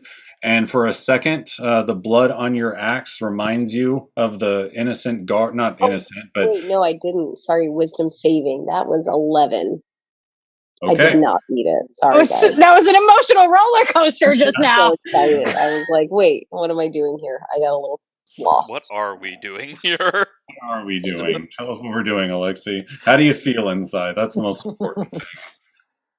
Yeah, so Kusith inside you gets sort of awakened a little bit as the satisfaction of driving your silver axe through this spider and liberating IREENA from danger is enough to sort of spark an interest in more and more. Okay, but I don't lose control until my next turn. Right, well, you don't have any more attacks this turn anyway. Yeah. Right, so you just begin sort of looking around. That's what you... How comforting. Comforting. It's your turn. I was going to probably finish off that, but looks like crazy ALEXI up there is taking care of it. So now I'm going to look at the people that have just demonstrated that they're flying and be like, why the hell didn't we just fly across? Because horses. You ran out onto the bridge. Why are you giving people Right? shit? Yeah, you do this to yourself, man. There's also still a swarm of spiders on the map. It's kind of hard to see, but they're there. There's one, ZAPH is still sort of screaming, get him off, get him off. Well, then I shall attempt to get them off via a psychic Please do. blade shot. Okay. So you send another shot across the ravine. Sure do. I think ZAPH is more afraid of just being gross and covered in spiders than the damage itself. All right. 15 to hit. 15 to hit, that hits. With sneak attack him out. With sneak attack. All right, the spider's minds are preoccupied on ZAPH and have no idea such a dangerous psychic attack is coming at him. 14 psychic damage. So it's not enough to wipe them out, but it does wound them greatly as you remind them that none of them are unique and or special, and they're hurting considerably from that. Seem distracted, and many of them seem to run off, only leaving a small part of the swarm left on ZAPH. Okay, so I'm going to focus. Well, I guess I needed to do that. No, I can do it after. With Kestra's spoon, I can focus one of my psychic die for like maximum. So I'll do that. Let me read it. Go ahead. You tell me how your stuff works. Yeah. So let me find it here. But so Kestra's spoon do max damage for one die that's psychic once per dawn. So would that be because I rolled a psychic damage die, I could make that die a maximum die? Yes, you could. Okay, so I'll turn that 1 into a 6. All right, they take another 5 damage as your relationship with this spoon helps you sort of almost like a focus, almost like a magical focus of your damage to make sure you really nail an attack once a day. And you choose it here, and several more of the spiders you see sort of fly off of ZAPH and into the cavern, leaving very few of them left. Yeah. All right. All right, ZAPH, you are up next, and you're faced with a very small swarm of spiders. All right, I'm going to go ahead and use my bonus action to move Hex over to them again. Because why not? And then I'm just going to attack with disadvantage. Sounds good. You're basically in a you hit, you get it scenario. 12. Their AC is 12, so I think that hits. Yep. Yeah, so they get wiped out with 3 hit points. I don't think you can roll low enough. Nope. All right, that's it for the bestial threats on the board. And as you look across the ravine, everyone seems to be calming down except ALEXI.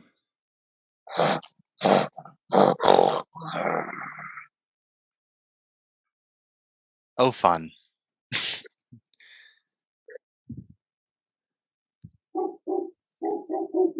Anything else with your turn? No, that's my turn.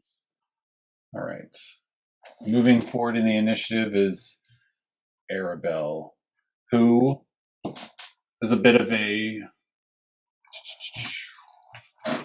Whenever she sees Alexandria sort of lose it, anyone with sort of looking in her direction very minutely sees a little slit in her forehead as her eye opens just a little bit, and she pulls in from the stories that she has been connecting with the histories from Dawn, and she replaces ALEXI's fail with a...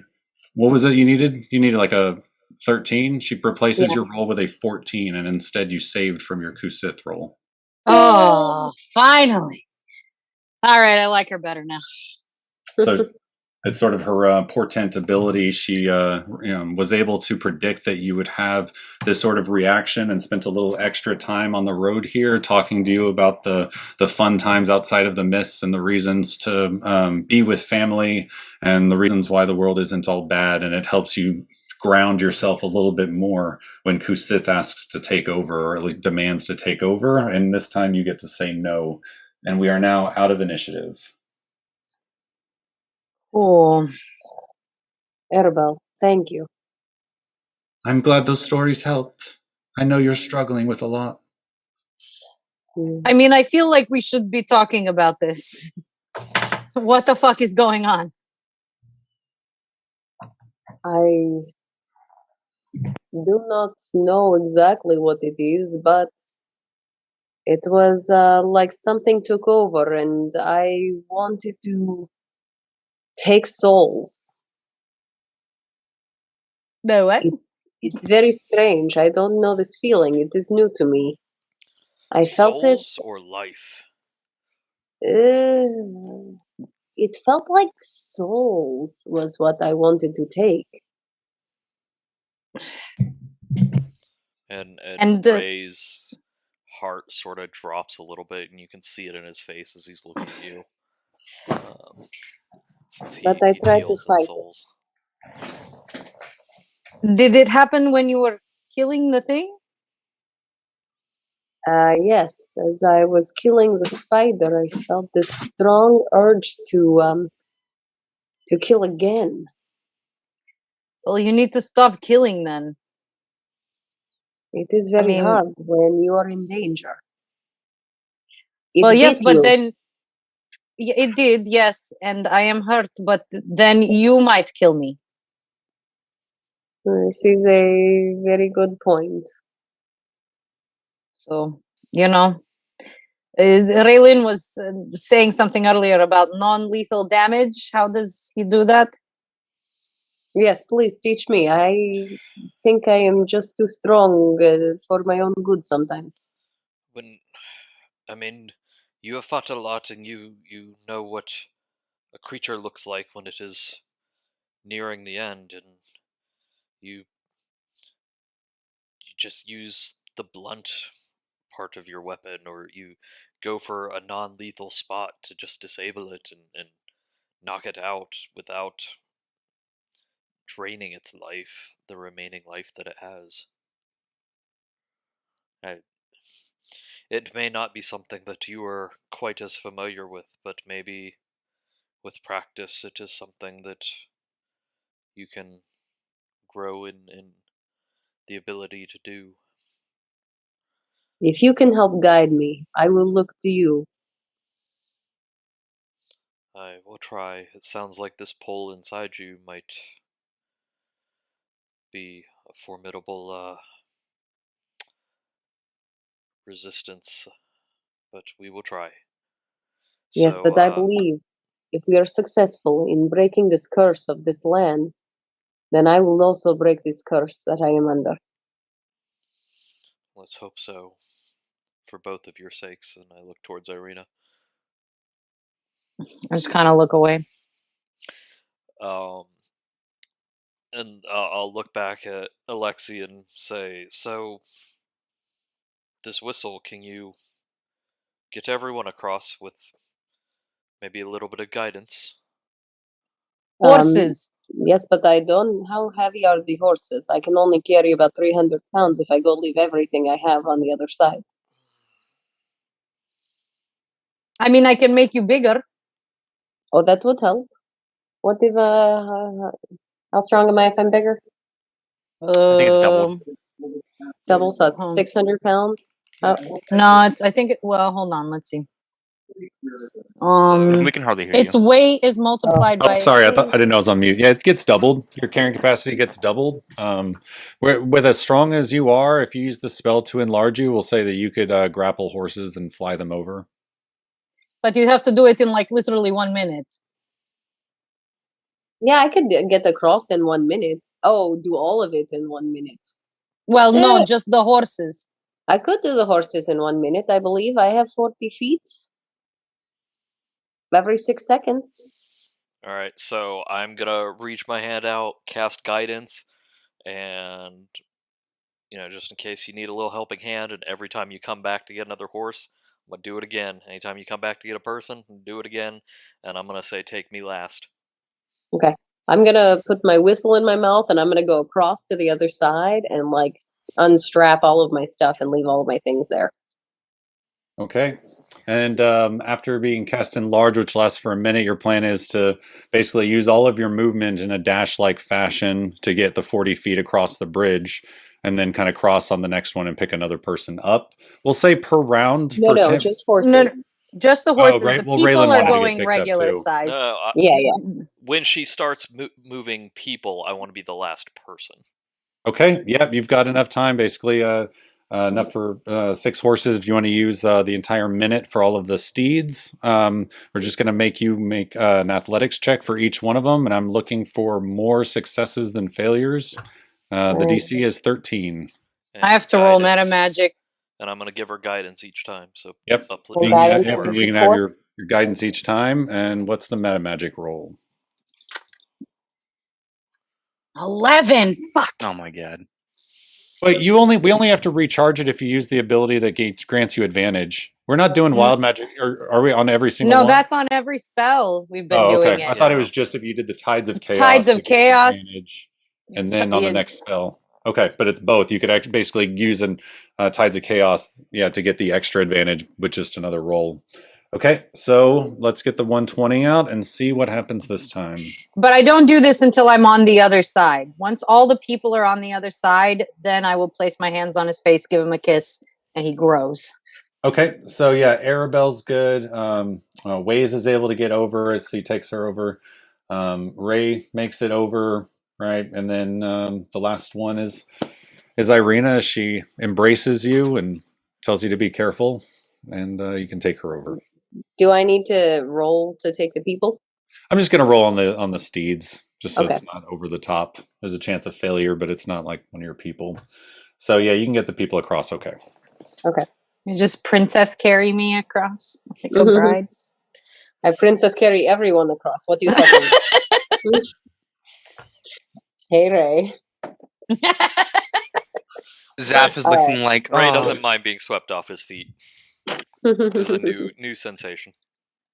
That's right. If only ZAPH couldn't fly sometimes. He wish he could be carried like that. I will carry you anyway. It's a fine if you really want. No. It's 85 for the meta magic.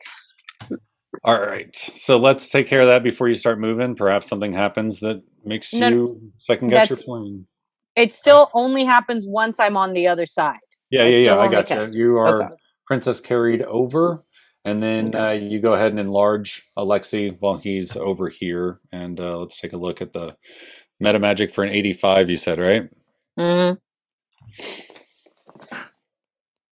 Okay, so we'll go ahead and use this configuration. Gotta be some good ones in there. Everybody. Your body begins glowing as you sort of imbue the power of enlarging onto ALEXI. Drawing from inside, you sort of start generating this internal heat and this light, and you extend this bright light in a radius around you. And for right now, you're just this shining angel princess that has dropped off. Yay, good stuff for once. Okay. And then that would look really cool if you were doing that when he carried you over, though. Yeah. So after just a moment of you and ALEXI and IREENA looking into each other's eyes after the spell is cast, as this light has formed out, the light explodes outwards, and you and all creatures within 5 feet take 1d8 radiant damage. Fuck me. Finally, something good for once. Oh. We're all killing ourselves. That's only going to be 1 damage. Yeah! All right. Everybody within 5 feet, which is the light ALEXI, stings your eyes a IREENA, little. and Ray. Yeah, a little bit of cornea scorching. Any creatures that can see you within 10 feet make a Constitution saving throw. So that includes Arabelle in this instance, and then the aforementioned people. Me as well? Probably not. Let me double check. Any creatures that can see you. No, not you. Okay, Arabelle fails. What are your guys's? You said a 17. Constitution save. Yeah, Constitution save. 17. Okay. 20 for me. Okay, and you guys are good being a little bit farther away. Alexi? 17. All right, so you and Alexi and Ray, and you're able to sort of snap on your snow goggles real quick and squint before it does too much. Arabelle seems to be sort of blinded as she's looking around and sort of closes her eyes and tries to steady herself and get used to seeing without sight. But after a few moments, her vision clears. And luckily, you guys aren't in any encounter where that matters, but just after a few moments, her vision comes back to her. And that is it. Sorry, everyone. Sorry. Okay. Still getting a handle on it. No, that's okay. I should have seen that coming. Yes. I'm not perfect. I'm not Madame Ava. Go, Alexi. We don't have time. Okay. All right. Speed number So 1. 6 athletic saving, or 6 athletic checks, DC 13, 3 successes, and everything's good. Okay, 27. Good. That works. First one makes it across. Even higher. 29. Like one-handed, babies under each of his arms, flying these things over, not able to talk as he's continuing to blow through this whistle to keep his flight up. Okay. Okay, so that is 11. Okay. This one falls down to the bridge. Let me Add the D4 to that. Yeah. As a 1. all right, give me 1 second. Because it's not Melvin. Melvin went first. I put Melvin last. That's why he's still on that Fuck. side of the thing. Okay, let's do a little dex saving throw. Nat 20. All right, this Yes, riding horse horse. lands on its hooves on the bridge, not too precarious so that it falls over on this leaning bridge, and it kind of steadies itself and then trots across the bridge on its own volition without taking damage. Alright, I'll Acrobat go get horse. the next one. Yeah, about to give that horse a feat if you did that I twice. now. hand that guy some oats. You earned oats. 30. Oats. You can't stop Yeah, hearing oats in the 30. background, Alexi. 30. All right. Well, more careful with the next one. You've got a super grip on its rib cage and get the 4th horse over successfully. And I think that's all 3. We're not doing each one. We'll just say, Well, right, that was a nat 20. perfect. For so Melvin. that's enough to continue to Melvin. learn how to grab these things in a sufficient way that it's almost unfailable, and you get the rest of the beast over without incident. I give them all the oats. Just oats Okay. all around. I start I'm getting so carried away with it that Mhm. I turn to WAES and I go to hand him some oats and I'm like, oh wait, sorry. Oh, But then he please. leans down and starts eating them out of your hand. All right, and for the moment, the rain seems to stop. It gets a little bit more chilly, and you notice the first snowflakes start falling down as more and more signs of winter are apparent to you as you're heading northwest and traveling. It's looking much more like December than November these days. It's beginning to look a lot like That's right. Christmas. So what do you guys want to do now? Keep going, right? Well, do we want to send Dio towards the tower and then continue heading down the path so Rictavio can meet us on the path when we get there? Sure. Sure. So Yeah. while Alexi was carrying all the steeds over, we're making a little letter to. I'm going to do illusory script for a minute, and I'm going to write a note that's specific to Rictavio. Only he can see it. Nice. Okay, I'm sure he'd appreciate that. We're like, hey, meet us up the road, blah, blah, blah. It's your friends. Mm-hmm. When Dio disappears, meet us up the road. And then as we get closer, ZAPH can just bring him back, and that'll be the cue. Mm-hmm. Okay. So it will be quite a while before Dio gets there. You guys have crossed the Luna River and the Luna River Bridge, and you soon come across the Luna River crossing, And based on the maps and the explanations and the notes that you've gotten from both Rictavio or Van Richten and the Martikovs, you see a crossroads here. And to the right is sort of a less traveled road that leads close to Lake Baratok, where you know Van Richten's tower to be. The straightforward route to the west is the more paved, controlled, but slightly longer route through the woods to get to the winery. And if you were to take a left going south, it would lead to an unpaved road leading into the marshes of the foothills of Mount Gacchus. So, yeah, the crossroads is yours to choose your path. Is this where we were going to meet him, or? I'll go ahead and bring up the map so you have a better idea kind of what you're... I think south of here was where the Silver Dragons were, but that's for another time. Maybe we just wait here, or do we go closer to his tower? How far is the tower? It's very far. Do you see the new map? Yeah, the Well, it tower's doesn't still... seem very far. We're right here at the crossroads. It's half a day's travel, maybe I mean, more. we just left this Well, city you're that's over like here. right next to us still. Like that was an hour You've been and on a the half road. ago. Yeah, you've been on the road for 2 hours or so, getting past the bridge and out of the crossroads. Oh, Probably, so we're not here. I kept thinking we're there. Got it. We're not there. Yeah. So you see this bridge? That's the bridge. Got it. Got it. Crossed, and then the crossroads is right here. No, let's go towards the tower. No. So the path less traveled that seems to be on point for us. What do you think, Ray? I think the quickest route is probably best, unless Arabelle knows something of this route that we do not. Would you be willing to clear up the fog a little bit around this area? Maybe, but not right now. Yeah, it's I can switch you over to the other landing page if you kind of want to see a little bit better of a view as far as the two different routes. Yeah, through the the roads. forest. Yeah. You can see right above your tokens on this landing page is sort of the area that you're at. The north route over to Lake Baratok, or the western road that leads through the forest. I don't think you made it active. Yeah, we're not on the landing page. Thank you There for it the is. reminder. Yep, and I just There we go. loaded it for myself. Got it. Okay. All right. So yeah, we're at I'd say this north. Crossroads. Yep. This is an unpaved, more wilderness route.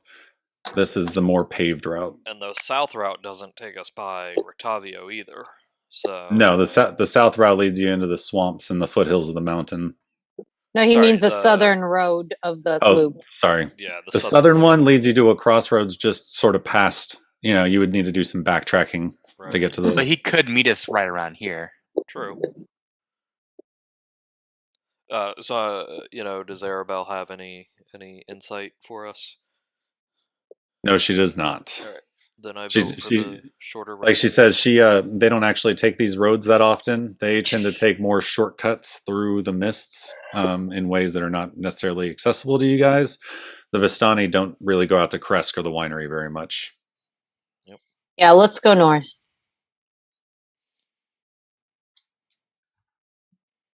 that the consensus? North seems good. Okay, the unpaved route. Let's do it. Actually, let's take a little bio break. Got done with initiative. We're moving again. Let's take 5 minutes, and we will rejoin.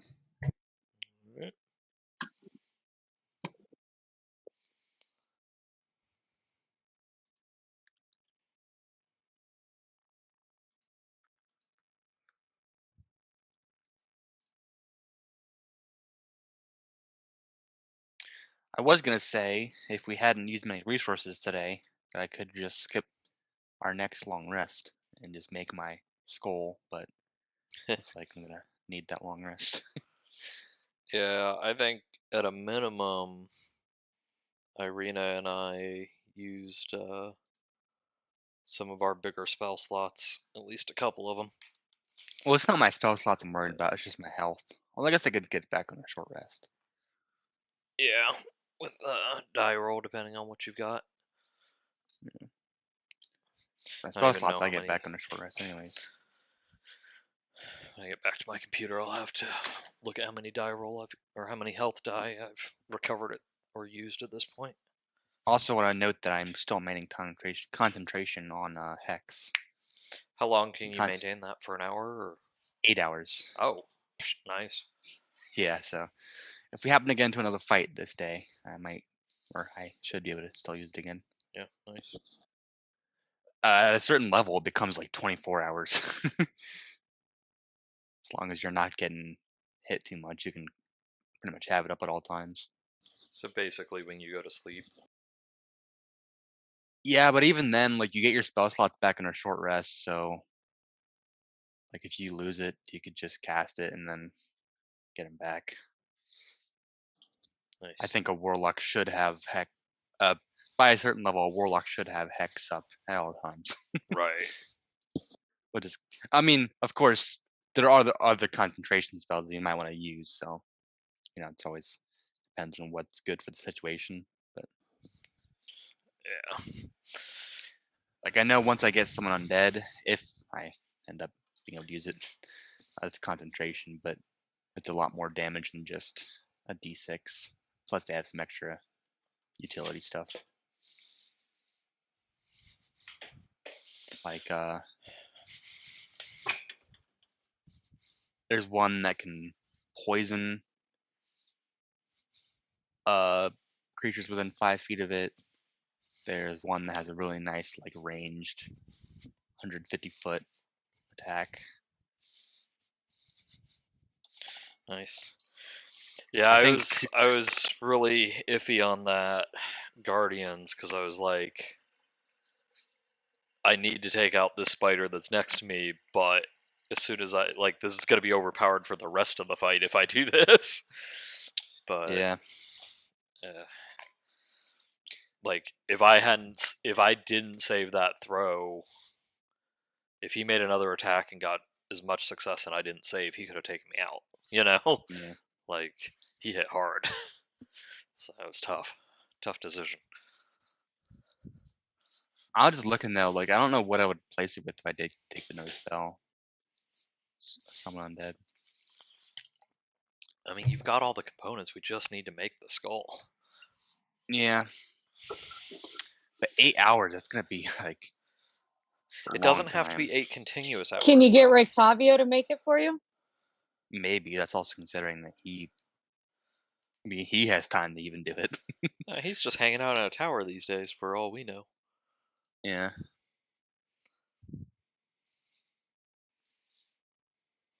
I don't know. That's one thing. Like it kind of sucks when you're in a low magic, or not. I wouldn't say low magic, but like isolated. The problem campaign is, so here's my thought. My thought is, we don't go to the winery today. Maybe we camp early, or maybe we go to Rictavio's to spend the night. And if we have extra time, then we can do another Strahd tome thing. I need 4 hours for that. Because we need to get this done before we got not a lot of time. Yeah. We can't put it off. So if we stop early, we can do another tome checkout and then go full force tomorrow, hopefully. Right. Don't use any big spells tomorrow. And the other thing to kind of remember is, after we get the winery resolved, we don't necessarily need to go back to Vallaki. No. I mean, there might be some form of reward, but nothing was promised. We can send Dio to let them know, like, just that it's, or if we save their family will at least like send them. Yeah, it'll be fine. And the Ravens will be there to see stuff. Yeah, it sounded like they're not sending as many Ravens because the Ravens are getting attacked, but they'll probably still be in the area. Yeah, I gotta imagine they have a Raven following us at least while it's safe to do so. But I think that would get us what we need. And can you break up your 8 hours, or is it all just 8 hours? Yeah, I'm pretty sure he did say I had to break it up. I couldn't break it up. Yeah. So you could do like an hour at a time or whatever. well. He could do 4 hours while I do 4 hours. You didn't do any Ways than I time do. yet during your 2-hour shift, did you? No, I haven't. I don't think. Oh no, I spent that time attuning to my magic items. That's right. Oh, that's right. Didn't we that would all? still be 4 nights. That wouldn't be. I don't know. It's tough decisions. I'm just like. I mean, we're I'm gonna just have 4 questioning whether or not hour. this time dedicated is worth having for the spell. But if 'cause, we're like, doing the tome anyways, Right. We've then got 4 there's hours no if some of us loss. are doing nothing. Yeah. And also, we're gonna need to do this multiple times before we go face him. Yeah. I tell you, like 4 hours for REYLYNN to just like meditate and connect undisturbed with Colleen. Like he is looking forward to that. That is a rare treat since entering this world. Now that Isak is gone. But yeah, and then after that, though, we're gonna have to like everybody's gonna get pulled into a cutscene. Yeah. You have a remove curse, right? I do, yeah. I was just curious. Why? I was just curious. Not for no reason particular. I was just didn't know if we had it or not. Yeah, I mean, so it doesn't work against like Strahd's curses and stuff. Yeah, we need greater restoration for that. But like the necklace, I was able to remove the curse on that when I had an extra spell slot one night. Which came just in time because the necklace came to life the next day or whatever. Or came. I'm gonna have to either. I mean, hopefully the guy in Crest can help me out, but if not, don't we have to kill that guy? Maybe, I don't know. If I can't get a high level cleric to cast Greater Restoration on me, I have to wait until like 9th level to get my 8 hit points back. Well, how long till you get Greater Restoration? It's at 5th. It's a 5th level spell, so it's not until 9th level. I don't think. Okay. Or we kill the hags. I think would also cause it to drop. Yeah, which. I don't think we're gonna do that until. I mean, I don't think we're gonna do that at least until after the winery. Yeah. Well, I mean, unless they ones come for causing us. the issues at the winery. No, Or is it's that evil different? druids. Evil druids. Oh, I was under the assumption that the hags were the evil druids. No, dark druids. Just a whole nother nightmare. Yeah. That's 2 separate enemies. Who's who of nightmares? All right. Oh, man. So you guys decide to take the road less traveled and start heading into the Valaki Valley wilderness, up into the area that's kind of considered wolf run. Some of your, I guess, history might be coming back to you, IREENA, your geography lessons from your primary school and, showing your noble education. But you might know that you're leaving the Valaki Valley, going into the place known as Wolf Run. And you plan to travel into the region of the valley known as the Druidic Groves. Great. Eyes on a swivel, everyone. And as you begin moving into the wilderness, you find yourself having to dismount quite often to lead your horses through the rough brush, to clear logs, to cut away vines.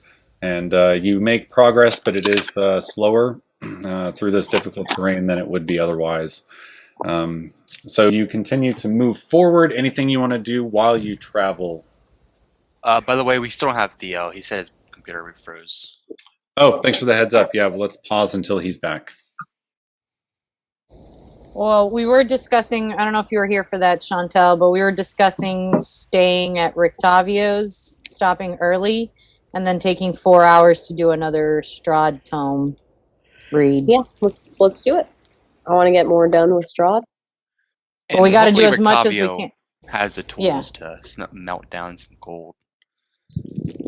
So we, if he can grind up some silver, maybe REYLYNN can make that some soundtrack that was just happening a second ago. holy water. Sorry. I didn't hear anything because I have my shit on mute.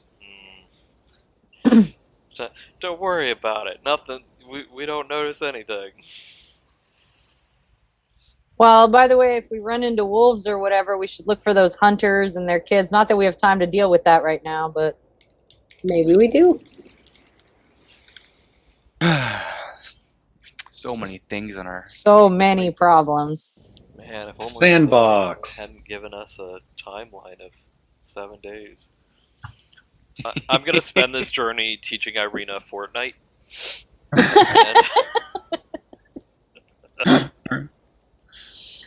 I am not held responsible for what my mentally damaged character did in a moment of absolute agony. Are you? Aren't you though? Aren't you? Aren't you 100%? Until I feel lost. What y'all are talking about? We're talking about why I picked 7 fucking days to give Strahd instead of like 2 weeks or 3 weeks. Yeah. You just wanted to give us a bit of a fun challenge. It wouldn't be as interesting if it was only 2 weeks. If it was 2 weeks. Yep. I'm sure it would have been just fine. There's plenty of other interesting stuff going on. Well, hey, you seem to be the one with the power in that fake relationship. You might be able to convince him to. Well, we're gonna see. I have a little bit of a plan. We'll see. That always goes I well. do too. Right, I Yeah, mean, well, hey, eventually listen. it works out, right? What are we we gonna got the do? tome. What are we gonna do when he finds out that your flower's been depetaled? Oh don't yeah, I know don't that. know about that. We don't know that. I know Well, we don't no, know I mean, that, but out of game. Oh yeah, okay. Deep pedaled. whatever, deflowered, depetaled, whatever you want to call it. You did That's the dirty. Great. That's great. Your flower has been pollinated. With a giant lizard guy too. Oh no! Maybe you're Okay, pregnant. you're not making your case any better when you confront Strahd about this. Is Strahd That was willing a to get married to purposeful someone rebellion. who's already married? Does he come off? Yes. Does he seem like a polygamist to you? He kind of does. So Yeah, I mean he has like 3 Is wives. that so. because 2 of his wives have already attacked you? It's been Yeah, I two of hope this them? is at There's least an the- equal relationship. Valenta with the claws, yeah, and then the Feast of St. and then at Andrews. the There feast. was Yeah, Ludmilla there. yeah. I forgot that was one of his wives too. They're a little jealous. It's not all big love in here. Valenta especially, yeah. Ludmilla's a little bit more casual and calculating, like understanding about it, but Valenta is fucking pissed. I mean, how many centuries have they been dealing with this jealousy? And Valenta's new, man. She doesn't know about that. She was a prostitute picked up a few years ago, and she's a 19-year-old insecure, murderous psychopath, man. Alright. Great, someone else on our tail. Well, she doesn't have hands now, at least. Not regular hands. I don't think she. I don't think she's gonna fuck with IREENA again. I don't know. Like You don't know. She's. You might double down. she might. Yeah. I'm like a magnet for bad shit in this fucking land. I think when the question is, will the NPC double down, the answer is almost always yes. Because you got to get rid of all the NPCs somehow. Or die trying. Yeah, basically, it's you against everybody else in the mists. So everyone is going to try and kill you at some point, unless you're... We got Theo back, by the way. Yes, All I right. see that. Readying my map and everything. Everything good on your computer? You ready to go, Theo? Oh, so we'll see. Oh, shit. Map right. All right, that can't be a good sign.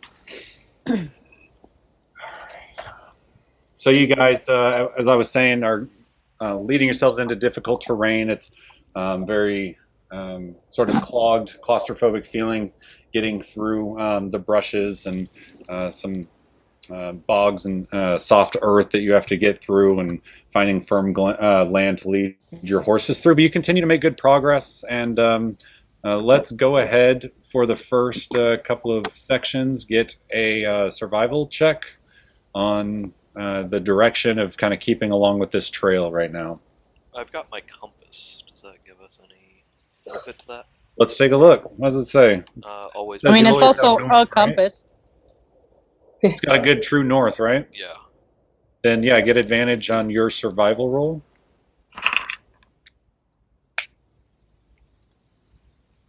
I assume you're the one leading the party right now. All right. So somehow I managed to roll 2 8s. Wow. After modifiers? Yep. Okay, so you guys take a delay of 1 hour as you kind of wander off the trail. You've got a good north. You just went too far north, and at a certain point, you hear the waves of Lake Zorovich crashing on the shore, and you realize you've gone a little too far north and have to bring yourself back to the trail and start heading westward again.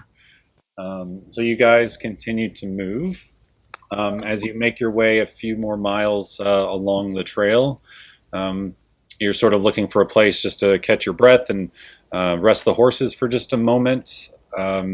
You find the path leads to a bit of an opening. It runs through an overgrown orchard beside an old rundown shack. The fog is very, very thick and heavy here. Let me see if I have a picture. Not there, so I will copy and paste it to Discord. Well, actually, I know what I can do. 1 second. Save as handouts, good. Yes. And then I will just change the map on Roll20. I like that I can do this now. This is like my new... Or are we loading up Roll20 now? Not Roll20, sorry, Okay. Foundry. Yeah, I'm just distracted. 20 handouts.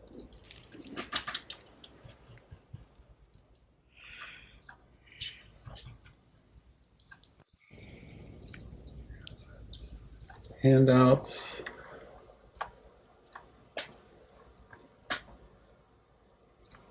It's giving me warnings. Don't upload files. It's not safe. All right. There we go. So you guys find yourself in this very sort of foggy, hazy, overgrown orchard. The only structure on the property appears to be an old, rundown shack. Everything kind of seems a little obscured. It's hard to see through all of the rows of dead, twisted trees, but the orchard does not seem to be have any active life or growth on it. The only shelter, as I said, is a small abandoned shack. From far away, you can see the door is open, but no sounds come from inside. Let me actually do a timeout. I meant before you guys left the bridge to have everyone make a perception check for the area because there were a couple of things to find, and we just kind of jetted. And I meant to give you guys a chance to find some stuff. So everyone make. Wanted to like loot And we stuff. probably wanted to loot those bodies, Yeah, they have healing potions on them. apparently. So let me just rewind for a second, and then we'll fast forward back to the orchard. Nat 20 16. for 26. Oh shit. find And all the There you one go. creature specifically, give me yours because you had chances to see things that the people on top did not under the bridge. Me? Yes, ZAPH and ALEXI, what were your perception rolls? For sight, it was 10. Okay. Oh. Yeah, for sight. For hearing, it was 22, though. Okay, I'm going to take the average of those. I'm going to give you a 16. A little Got bit of that both, one. but it's a stretch to say it was all hearing. What was yours, ZAPH? On that one. That one. Okay. All right. So it's REYLYNN actually that spots it on the far side of the bridge, sort of tucked, wedged under one of the embankments. You find sort of a cocoon. It calls out as like a thicker spool of web than the regular stuff is made out of, and you guys decide to investigate and cut it open, and you find a body in there. It's the only human sort of remains that you find. Everything else is too desiccated, the bones discarded into the river. The spiders themselves don't have any good loot on them. Their body parts are just that, body parts. The phase spiders are very different with their anatomy, but nothing seems useful or important about it. However, on the body that you do find, the leather armor is still in good shape. You find 12 gold and 18 copper pieces and a scroll of purify food and drink. I have a question. Yeah. Is there any way with my 16 perception, or if I need to roll anything else, can I collect any poison from the fangs? You can get a try. Let's do, which one are you going for? We're going to say the phase spiders with their unusual anatomy are much more difficult to deal with. and they have a stronger potion, but there's also the chance of hurting yourself in this process with an extra low roll. So I'm going to give you a DC. If you miss by more than 5, you're going to take some poison damage as you have an accident with it, but you will have a chance to get a vial of poison if you'd like. Higher DC for the phase spiders than the giant spiders, and it would be, I would say, a nature roll. I'd like to do it on the sly. Okay, sure. Nobody else mentioned it, really brought it up. So if you want, you have a chance to sneak aside instead of contributing to the loot hunt. And you can go ahead. What do you want to do it on, the giant spider or the phase spider? I'm going to do the phase spider. I'm going to do the more powerful poison. Okay, give me a survival check. I'll be right back, guys. All right. 17's the DC. Can't do nature. I have a +1 on nature. Okay. Nope. I'm giving you. Oh, wait, no, I said nature, didn't I? Did You you? said nature the first time, and then you. I said nature, I meant nature. Sorry, I was looking at REYLYNN, thinking survival and tracking. Sorry, it's a nature 17. I take some damage. 13. No, I was doing it if you miss by more than 5. So in this case, you lose the ability to harvest anything from this one, and you manage, as you're trying to get the sort of toxin out, you cut your hand just a little bit, not in a way that wounds you, but in a way that the poison almost comes in contact with it, but you manage to brush it aside and sanitize your hand and wrap yourself up before there's any contamination. Okay. All right. Thank you.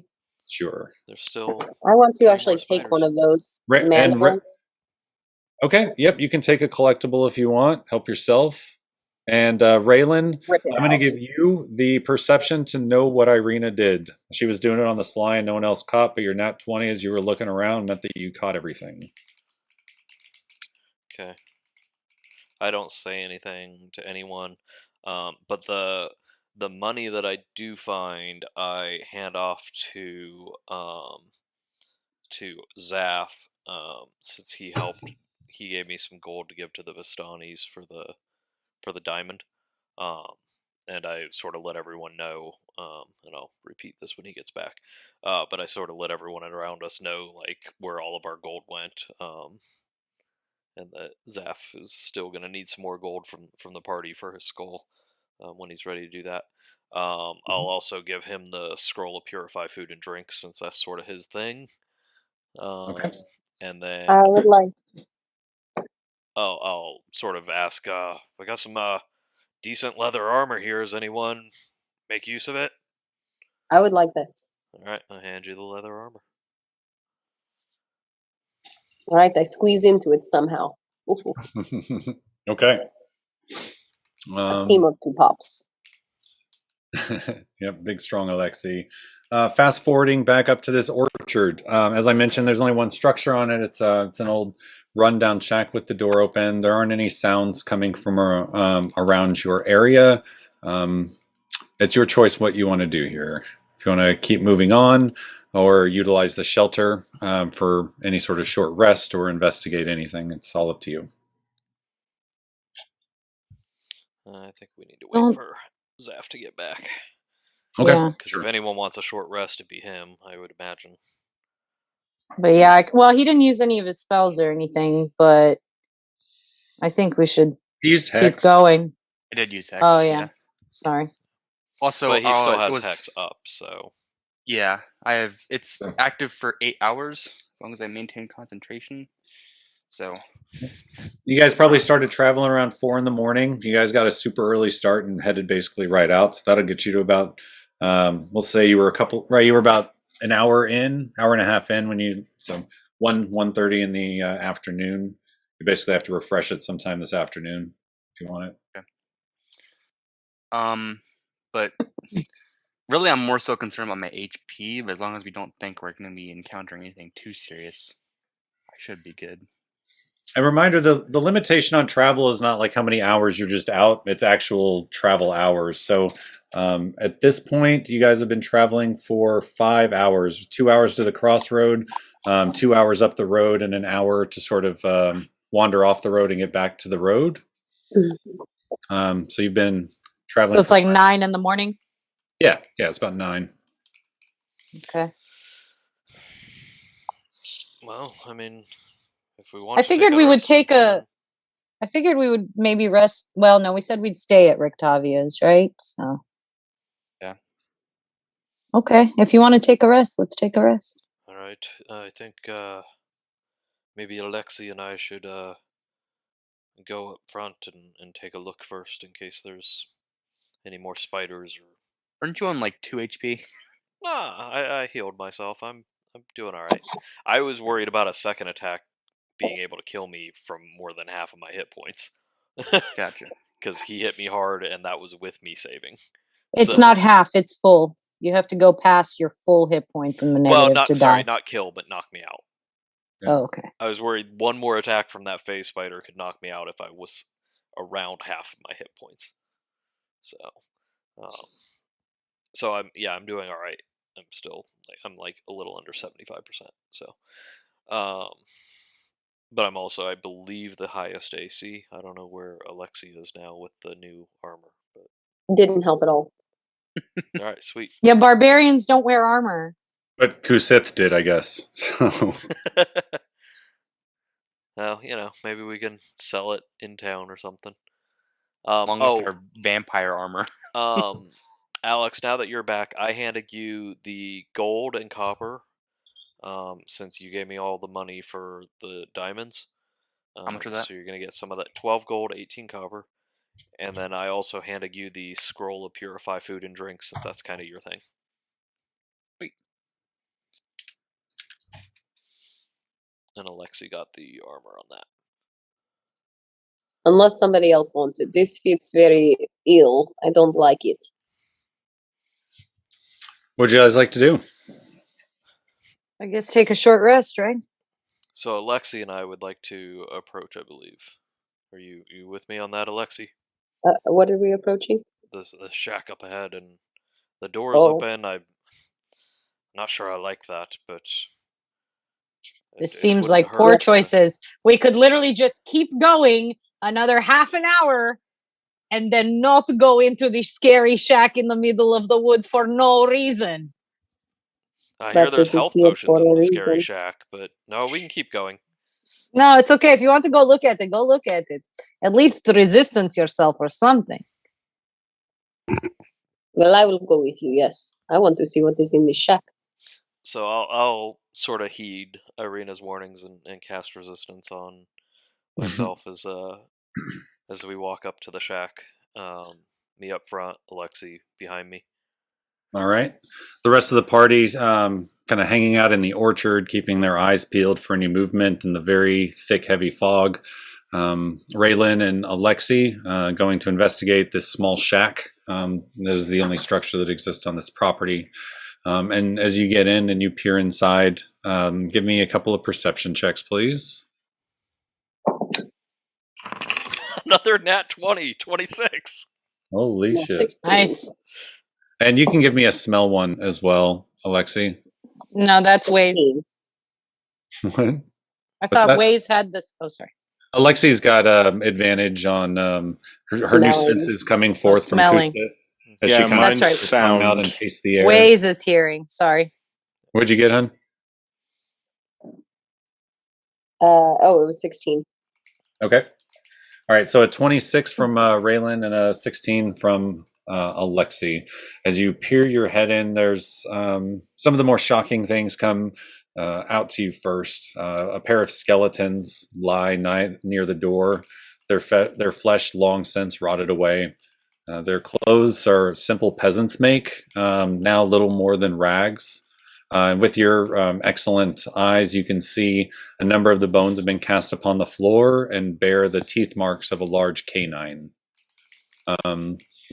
Doing a quick sort of ocular scan of the room, you notice a silver mirror over on a rotted vanity, showing that this place has been here quite a while, with the oxidation on the silver and the vanity being in such poor shape. You discover a quiver of arrows as you kind of step through the door, hanging on the wall, and it seems full. There's a chest on sort of one of the drawers or one of the dressers in the corner, and there's seems to be two beds, or at least one proper bed and sort of a mat on the ground. There seems to be some sort of commotion in this room as the only window of this small shack has been broken. I want to look inside the chest. Okay, you go to open it, and it seems held still by a fairly secure lock. This seems to be a chest that was decently important, and the lock seems to be very sturdy. All right, I'm gonna call for everyone else, specifically for WAES to.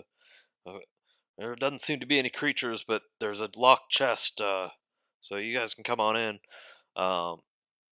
And I'm going to take the silver mirror because I recognize that silver is not something we're going to come across of a lot of here. Yeah. Okay. Yep. You are able to take the silver mirror, and for the sake of prices, you can put basically 20 silver pieces worth of a silver mirror there that you could work into, back into the silver if you needed to.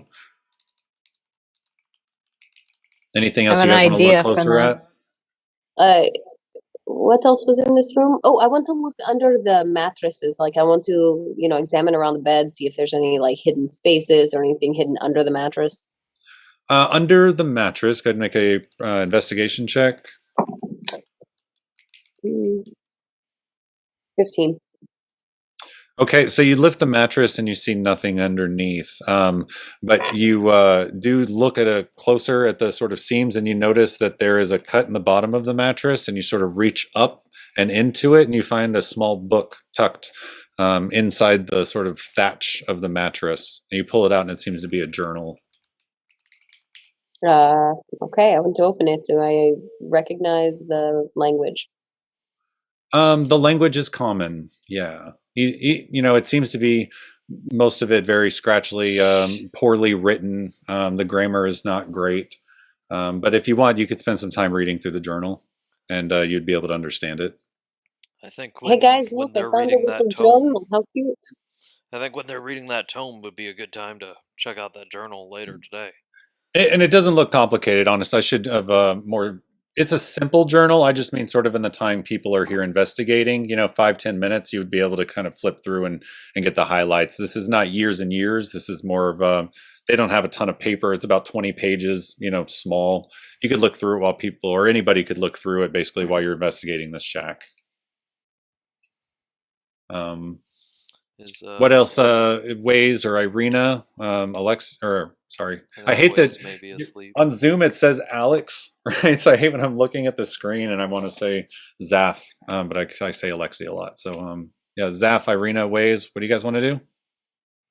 WAES is definitely going to go, looking for traps, treasures, etc. Guidance. Give me a little bit more specific. What are you doing? If you're looking for traps, where are you looking? How are you looking? If you're looking for treasure, where are you looking? In wherever we are. Where are we? You're in a small shack. Yeah, so I'll be looking in that small shack. Well, can you open this chest first? Yeah. Yeah, so looking at the chest, I want to, look at the designs. Does it look like any of the designs are meant to be pressed or moved? Do they say anything, etc.? Look at the sides. Are they equal on all sides? Are there any protrusions, etc.? Look at the locking mechanism. I mean, how detailed do I need to get? You would need to tell me that you wanted to investigate the chest for traps at the very minimum. Everything else is flavor, and that's awesome. Cool. But one investigation roll would not cover every component of everything that's in this shack. Okay, yeah, so I guess I would want to do the chest, and I'd also want to do a general look to see, like, some hidden compartment or something, see if I could pick something up. Okay, well, let's go ahead. I mean, one thing at a time. Let's go ahead and lockpick this if that's the first, or give me an investigation roll if you want to look at this chest specifically for traps. Add a D4 if you want. All right. I sort of look over at ZAPH while he's working with this lock, and I'm like, you think there's any diamonds in there? We're lucky. We're not that lucky. If we're unlucky, it could be some deadly poison. That's 23. If I add a D4, it will be 24. You don't have to add the D4. You can keep that for the next time you need it. Oh, okay. Well then, yeah, 23. Okay. Yeah, that's enough to look at this box and determine that it's mundane, and you don't determine any danger of trying to lockpick it or open it. Okay. Before I lockpick it, I guess I'll do, or maybe I'll lockpick and then do a scan. How about that? Sure. And that, by mundane, I meant like no secret drawers or anything like that. Like everything's contained past this lock. So if you want, you can go ahead and make a lockpick check. It's your dexterity. Well, can I tell if there's any magic associated with it? No, not really. I can use it. I can use detect magic if I see anything in the blip in the room. If you'd like to, certainly try. Yeah, all right. I'll cast detect magic at will. Okay. Yeah. So as you bring up the detect magic, other than the items on your friends, nothing appears magical in this shack. Cool. Okay. And so is this going to be a sleight of hand? It's a dexterity. I think it's just a lockpick check. I think you get dexterity plus your proficiency bonus if you're proficient in your lockpick tools. Okay. Proficiency in tools lets you add your proficiency bonus to the dexterity check. Got it. So I'm proficient in thieves' tools, so that's dexterity check plus your proficiency plus bonus. 3, which is 10. Okay. You can use that. D4. You can use that D4 now if you want. Okay. I'll roll a D4. That's a 4. Yeah. You ended up at 14. Yeah. Okay, that is just enough to open this lock. It definitely struggles for a bit, and you almost lose a grip to a point where it would have taken you much longer to get it open. But instead, it's a simple matter of a couple of minutes. The chest opens, revealing mostly money. It's got 6 gold pieces, 28 silver pieces, and 40 copper pieces. Yeah. The rest is buttons, small knickknack, a shiny rock, worthless items that were special to the person who lived here. I take the shiny rock. Okay. Anybody else? You've got the skeletons that are on the ground that you've already looked at. Yeah, so there's now a quiver can I... of arrows on the door. You've got the chest. Go ahead. I'm outside keeping an eye on the area with Arabelle. We're just watching. Make a perception check. My best quality. Yeah, Arabelle will too. 13. Oh, Arabelle got a 2. All right, so a 13. As you're looking around through the fogs and stuff, you know, the mists continue to sort of swirl and reveal areas that weren't seen before and sort of cover up areas that you could see. And now looking in a place where you're pretty sure you walked before, you see a scarecrow standing in a field. Okay. I mean, at that point, I'm going to be like, you need to hurry it up. I think we've got problems. Scarecrow in an orchard, it's a completely normal thing. Oh, sorry. Well, but you said it's where we walked, right? No, I mean, like it's very obscured, so you're sort of seeing parts that are, you know, not seen before, sort of reveal themselves as the mists continue to swirl through these trees. It's not a place you're sure you've been before, just like in the general vicinity, like in this quarter of the orchard sort of thing. You notice a scarecrow that you didn't see before. Never mind. I think we're okay. Keep going. We're just a little jumpy out here. So inside, ALEXI, as you're flipping through the journal, you notice a couple of notes. Actually, sorry, WAES, let's go ahead. And you said you were looking around. Give me an investigation check for the room.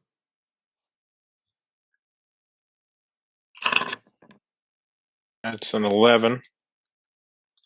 All right, you don't notice much that hasn't already been covered by your friends. You do notice that the broken glass from the only window in the cabin reveals that the ground it was broken from the inside and the glass is scattered on the outside. So somebody broke out. That's what it looks like. Okay. ALEXI, are you looking through the? I guess I'll note that fact out loud. Kind of, looks like somebody broke from inside to outside. Gotcha. Well, first off, was there any other things to look in, like a dresser or drawers to pull out?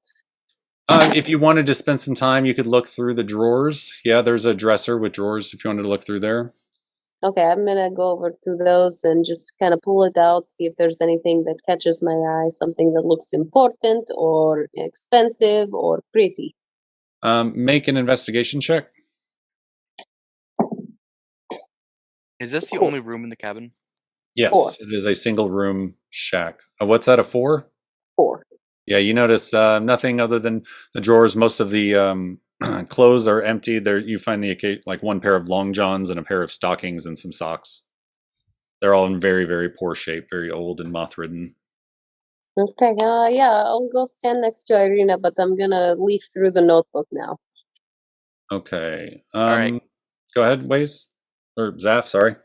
Can I try and find any like floorboards or like wall panels that look like they've been pulled up before? Some maybe a secret. Make an investigation check to notice anything weird about the floorboards. 15 plus 0, so that's 15. Okay, so what you notice is a decent amount of scratches on the floorboards, animalistic scratches, but nothing that can be pried up and no secret compartments or secrets to be discovered. I didn't find any treasure down here, but there might be some clues as to what broke out. Who? As What? he says that, I want to examine the door frame since I'm by the front door. See if there's any scratch marks going inside. Nope, nothing coming inside. It's very strange. There are no scratch marks out here. They're only inside the house. And something was locked in here, maybe, and broke out. Maybe it is a werewolf with all these bite marks on the bones. Okay, great. Then perhaps we should move along. These bodies been long dead. How long ago was that?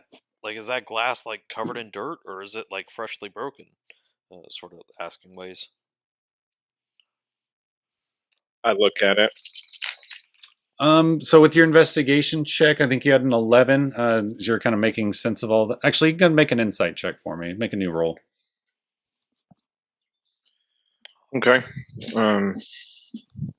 What's my insight modifier? Can I assist since I Sure, you guys can kind of go outside together and take a look at the grass and get an estimation of how long ago this happened. So 24. I think I should figure it out. Yeah, you get a Or good 20, idea. sorry, 20. You get a good idea that it was months and months, if not more than a year. And even then, it could be longer. It's tough with the climate, not knowing the climate here. You guys just got through sort of the hot season, but you don't know how hot it is or the history, the weather here. But you get the idea that these things have been deteriorating for at least the better part of a year. Or the glass has been overgrown by significant amounts of weeds, and then sort of combining that with the more bleached white appearance of the skeletons with very little of the flesh left on them. So I sort of look to Irene and say, it's been a while since anything broke this glass. I don't think it's around here anymore. Well, we may encounter it, but I don't think it's going to be because we're here. And with that, you also let's move on. You do notice as you look, and it's really hard to see as you pull some of the glass out of the grass, very small traces of blood along some of the edges of the glass and a very, very tiny gray hair. I'll look at Arabelle and I'm going to say, do you have any kind of intuition about what happened here? Let's see how our insight is. She says, I don't feel any recent disturbance. Whatever it is, I agree with Ray. It's long gone. These people, I get the impression whatever hand they died by, it's one they loved. Oh, goody. I'm going to point out the quiver of arrows and ask and sort of say, if anyone wants it, or if anyone wants to carry it to town to sell it. This gray hair, is it long or short?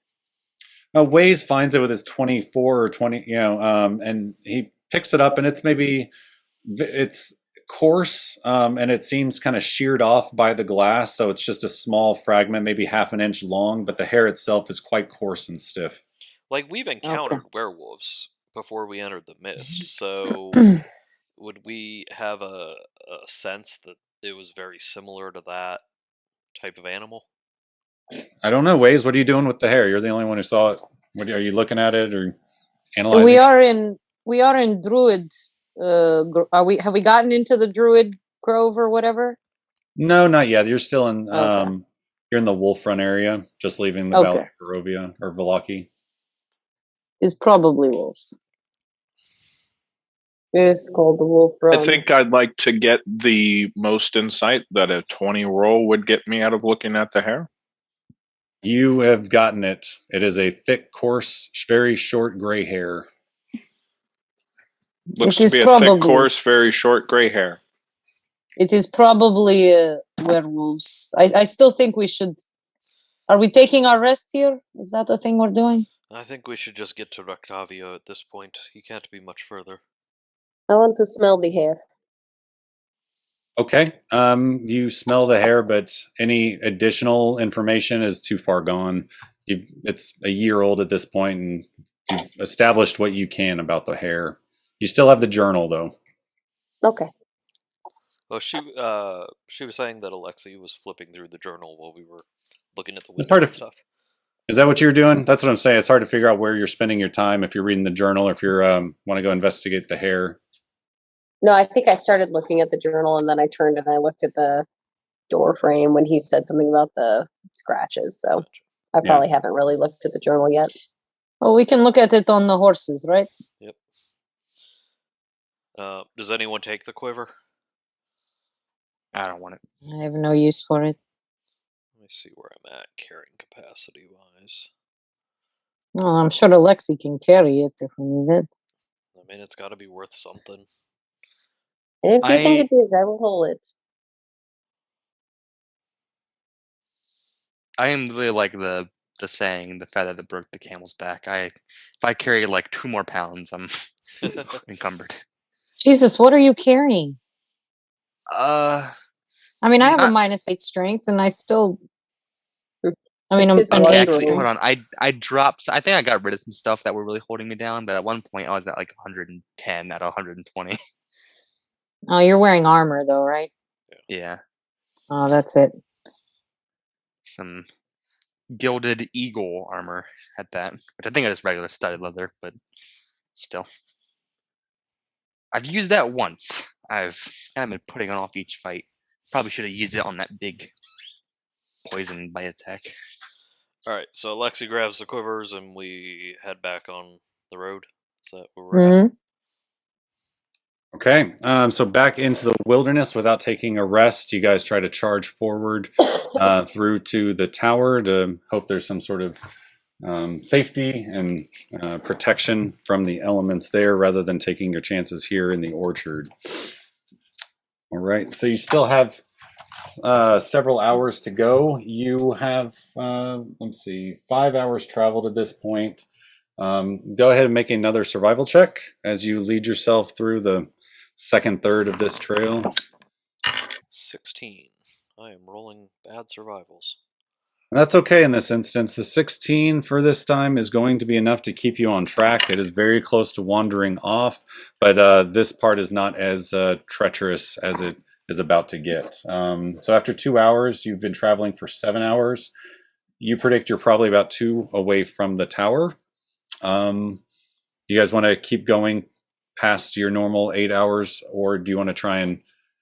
Well, you can't. You're not mounted right now, so you can't do the sprinting on the horses. You're 7 hours traveled.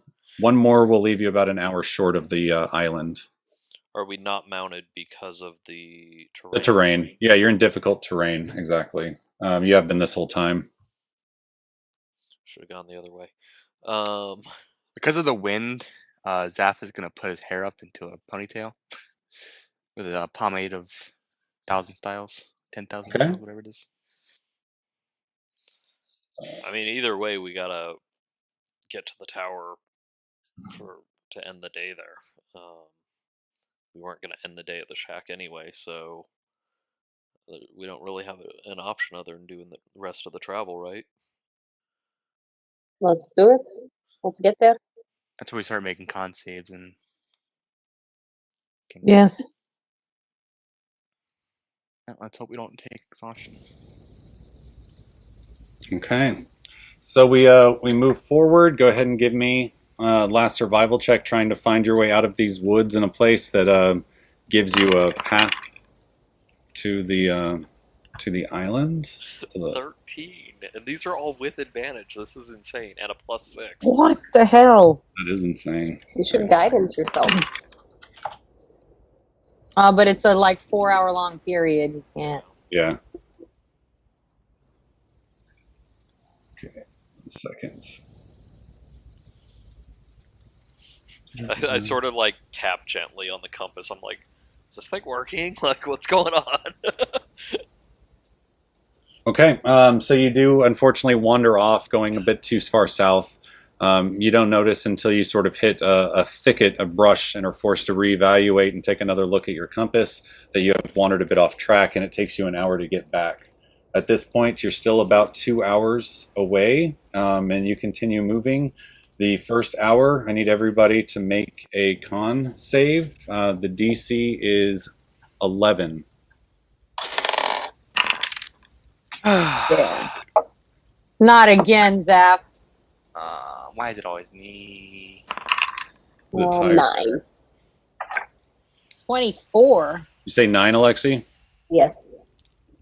Okay, so 1 for Alexi and 1 level of exhaustion for ZAPH as you continue to push through, but your body's through the strain of both the less hit points, the dying, you know, it's your bodies have been through a lot, and it's showing.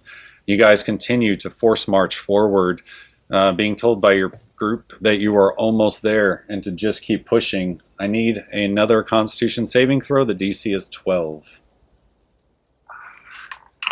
16. Natural 20 for 26. Nice. Oh my god. No, ZAPH, no! No exhaustion. Are you kidding He does me? not force march well, man. Oh I need my no. beauty sleep. I got another 9. Oh, this is so bad. Well, you guys both take an extra level of exhaustion, so you're at level 2 now. Let's double check that.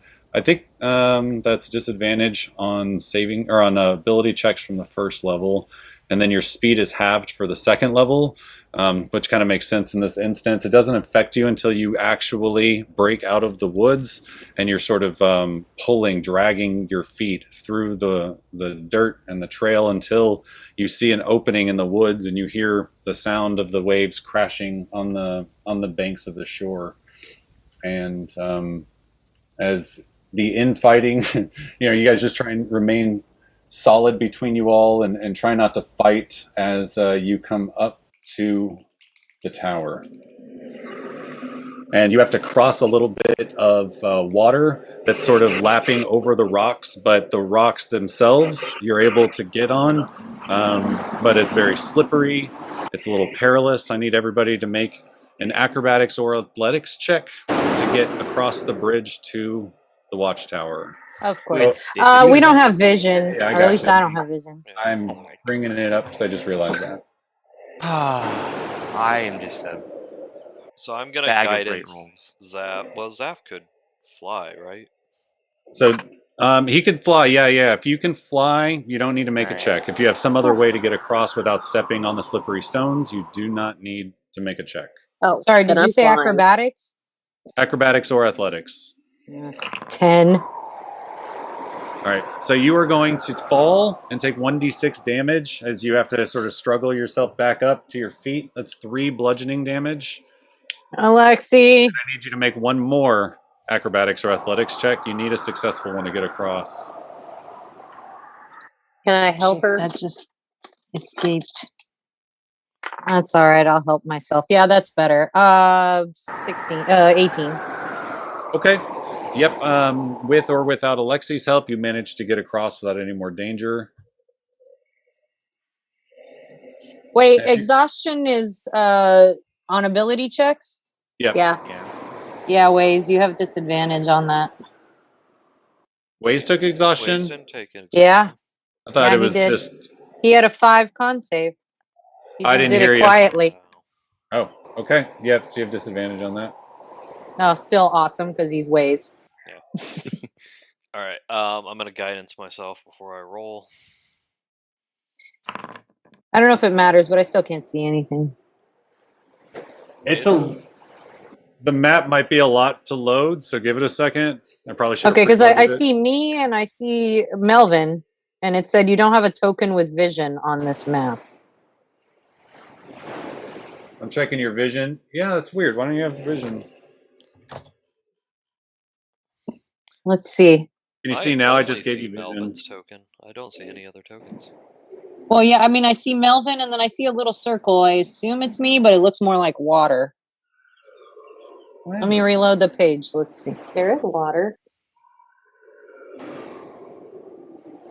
There are waves crashing. I'm going to reveal all areas. Maybe that'll help. Maybe it's because I didn't have any lighting sources on the page. Oh, now I see the tokens. And I already saw the tower before, so. Okay.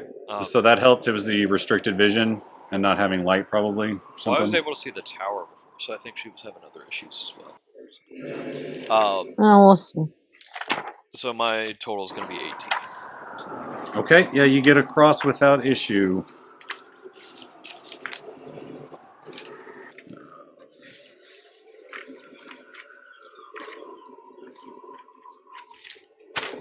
All right. So, you at this point, I think everybody's made it across, right? WAES, you got a 17, so that was enough to get across. You all come to a cold mountain lake enclosed by the misty woods and the rocky bluffs. Thick fog creeps across the dark, still waters, except they're not still around this tower. They seem agitated. The trail ends at a grass-covered causeway that stretches 100 yards across the lake to a flat, marshy island with stone tower on it. You have made your way across that causeway. This tower is old and decrepit, with collapsing scaffolds clinging to one side where a large gash has split the wall. Time-worn griffin statues, their wings and flanks covered with moss, perch atop the buttresses that support the walls. Parked near the base of the tower, within sight of the entrance, is a barrel-topped wagon splattered with mud. This is not Rictavio's wagon. This is a different, apparently Vistani wagon. At Arabelle comments, I've seen that wagon before. And that's where we're going to end it tonight. Oh, for fuck's sake.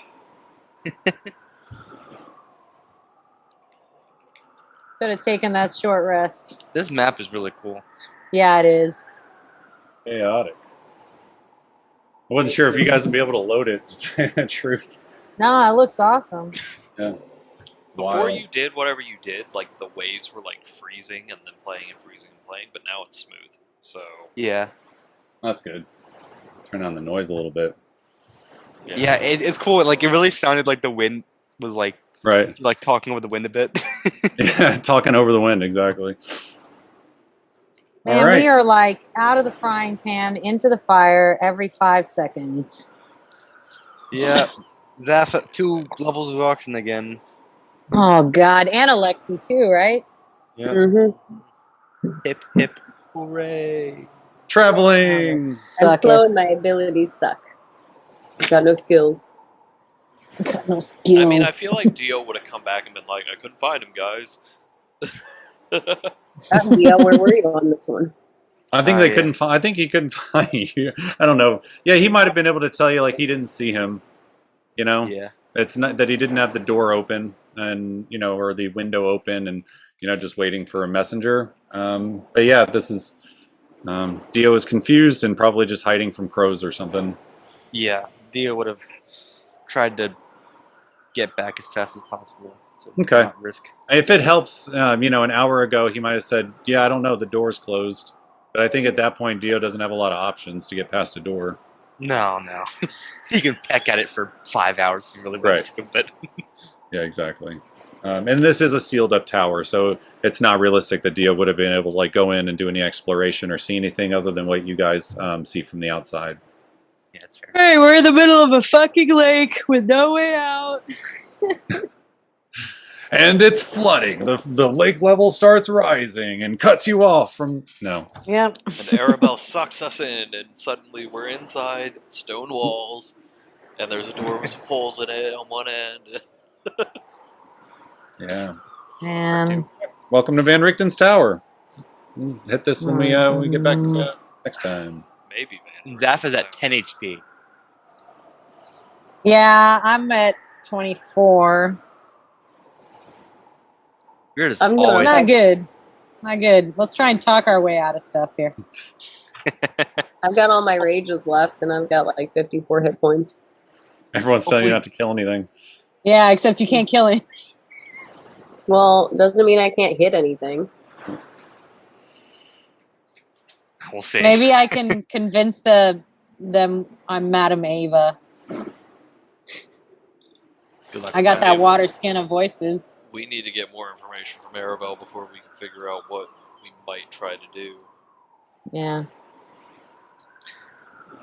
Who knows why the Yeah, next Vistani time. are here? What happened to Rictavio? Yeah. We What? could still be here, right? Maybe, yeah, but his Because his wagon's wagon's not not here. here. So. Or did he go trade wagon with, Vistani and Rictavio? Yeah, it's that easy. It's that easy. It's You know- definitely. That sounds like Devin's DM style. It's just that easy. It sounds like something Rictavio would do. To be fair, His yeah. cover was blown. There's the wagon on my background. Looks a little different, but I like this map better. That's Alright. a cool background. Mm-hmm. Well, I gotta go. Night, guys. Good session. Have a Good Good night. night. Good sesh, Bye. everybody. Night. See you Good next session, Tuesday great for jumping Out back of the in with Abyss. everyone. Good All right. times. How did... Thanks again, Devin. Yeah, no Good night. problem. Thank you, Devin. Hit me up in the chat if you guys want an extra session sometime in the next 2 weeks. But next Tuesday, hopefully, is Out of the Abyss, right? Yes. Cool. Talk to y'all later. All right. Have a good Bye. night.